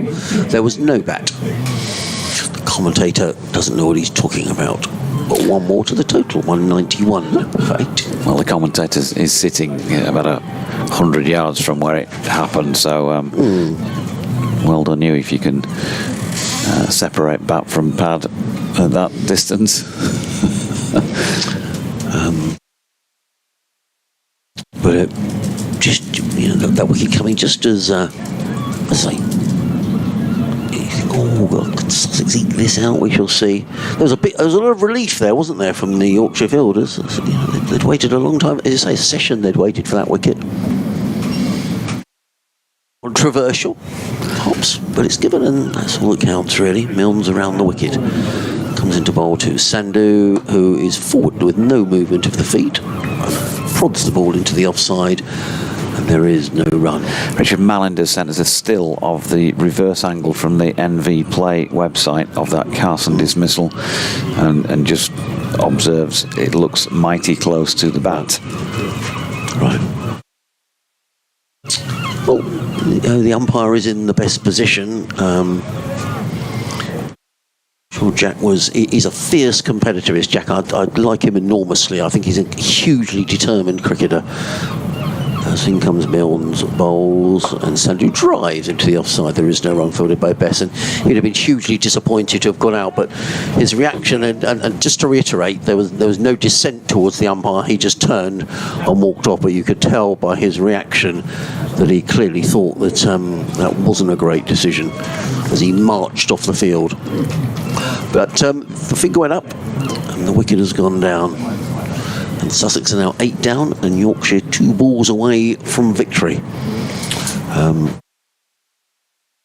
DT. I think is it DT due in for you? I came in for DT. So is it you? I don't mind. I will disappear. That's fine. I've got an update to do in about 20 minutes. And welcome once again to listeners to 5 Sports Extra 2 with the news that Yorkshire have picked up an 8th Sussex second innings wicket in controversial circumstances in Don Bess's previous over from the North Marine Road end. He's bowling the first ball of this over to Hudson Prentice, who plays, and I don't know if he played and left that or played and missed it because Harry Duke was obscuring him from where I was sitting, but the ball ended up in Harry's gloves. Here's Bess again. Hudson Prentice does play this one into the leg side. No run. So Jack Carson was caught live, bowled Bess for 12, 93 balls, 2 fours. The controversy being that clearly Jack Carson didn't feel like he'd made any contact with it on the bat as Hudson Prentice pushes out into the leg side here. No run. Jack Carson had his back to us. We couldn't see any of it really, apart from the ball loop away towards Adam Lythe, and he took a good catch. But the way that it had travelled towards him suggested that there was definitely some thigh pad or pad involved. Couldn't tell whether or not there was some bat involved, as that's pushed to silly bit off. Finley Beans under the helmet there, no run. We've just had a shot sent by Richard Mallender on from the NV Play site from behind Don Bess's arm, where the ball looks very close to the bat, but that's about as close as we can get in terms of trying to assess it. But all he can say is that Jack Carson was not happy and he stormed off the pitch. I think it's probably a fairly accurate description. He marched off back to the dressing room, not happy at all in terms of body language. Bess bowling there to Hudson Prentice, who defends into the leg side. So that 8th wicket fell. Last ball of the 94th over. We're in the 96th at the moment. And Hudson Prentice stepping right across and leaving one wide of off stump off the final ball of the over. So it was a very good stand between that pair in terms of their stay at the crease. They took the score from 143 for 7. That was at 10 past 12 when Danny Lamb was the 7th wicket. Obviously there was a 40-minute lunch break, but 3:05 when the 8th wicket fell. 34.4 overs I think it was that they batted together, so they've taken time out of the game. Yeah, basically a session they batted, didn't they? So I don't think I've ever seen any batsman walk off like Jack Carson did. I don't. No, they often just trudge off if they've got a trudge bad off, one, yeah. don't they? He absolutely stormed off. Yeah. I would imagine, and I was watching from over the other side there. When he got to when he stormed into the Sussex dressing room, and when somebody closed the door after he got in, start of a new over from Matt Milnes. I think they're closing the door so that we didn't hear too much of the crashing, banging, and perhaps a few well-known Belfastisms coming out. He got off the field so quickly, I thought he was trying to get back in time to see the replay. Yes, so I just had a stroll around for a cup of coffee there. Very nice coffee. Milnes bowls to Sandhu, who drives very, very nicely. Just stand and deliver and smacks that one back down the ground for 4 runs. And I came back here and walking up the steps, and one of the Yorkshire members has said in the back of the stand there somewhere, go and get another coffee. So obviously many superstitions in cricket, aren't there? But he was accrediting that wicket to me. Matt Milnes bowls, and Sandhu's gone again and has gone. He stood and smashed that one straight to point, and the 9th wicket down, and Sandhu wasn't going to hang about. Now, why? I'm not quite sure, because he batted for a session in the first innings, and he's come out there, he's played an absolutely glorious off drive for 4, and Hudson Fantasy probably saying to him, no, what were you doing? What was that all about? He sliced that one away to point. Catch taken. Yeah, Matthew Revis. Revis taking that one. Very comfortable catch. It was almost slow motion, wasn't it, as he got to him? And it's one of those where you start to think, is that the ground or something? Because it was a poor shot, wasn't it? Under the circumstances, poor shot. Sometimes no foot movement at all. Just lobbed it straight to point. Yeah, point, isn't it? And Revis making no mistake there. And we know Doidge. And Matt Milnes has the potential to pick up a Michelle here. Does he? He's on 4. 4 for? 4 for so far 4. I suppose in the wickets column. He's 5-5. 195 for 9. Well, Sussex have made 200 in each of their last 3 completed innings, and haven't made 300 in any of them. So they may well be keeping that run of 200s going, or might not quite get there. Who knows? Henry Crocombe on strike. Any wicket now, and that's the end of the game. Here comes Milnes, bowls to him, and that's on the stumps and taken, and Castleburgh's given it, and there you go. The ball's gone through Henry Crocombe, and that little clutch of wickets falling again. 3 have gone down very, very quickly. The Yorkshire players have run away towards the bleachers to celebrate. They've won this game here at North Marine Road, and they've won it, you would have to say, Doidge, in some style in the end. Yeah, had to wait a while obviously for those last 3, but 3 quick wickets earlier today and 3 quick wickets to wrap it up. Yorkshire Day is Yorkshire's day here at North Marine Road in Scarborough, and a pretty big win for them in many aspects, in terms of by runs here, 120 odd, and also in terms of the table itself. So they'll pick up 22 points here, 6 bonus points to go with the 16 for the win, and Sussex just the 2, and that will bring them very close together in the table. Yeah, just 1 point separating them. So both be above Durham.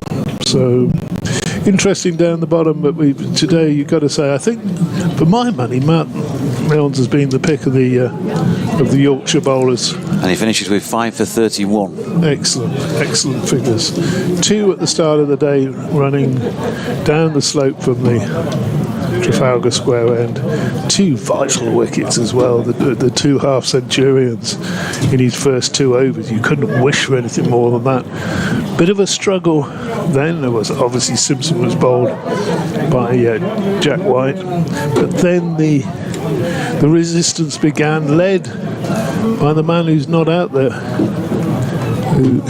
who is not out, being Hudson Prentice. He's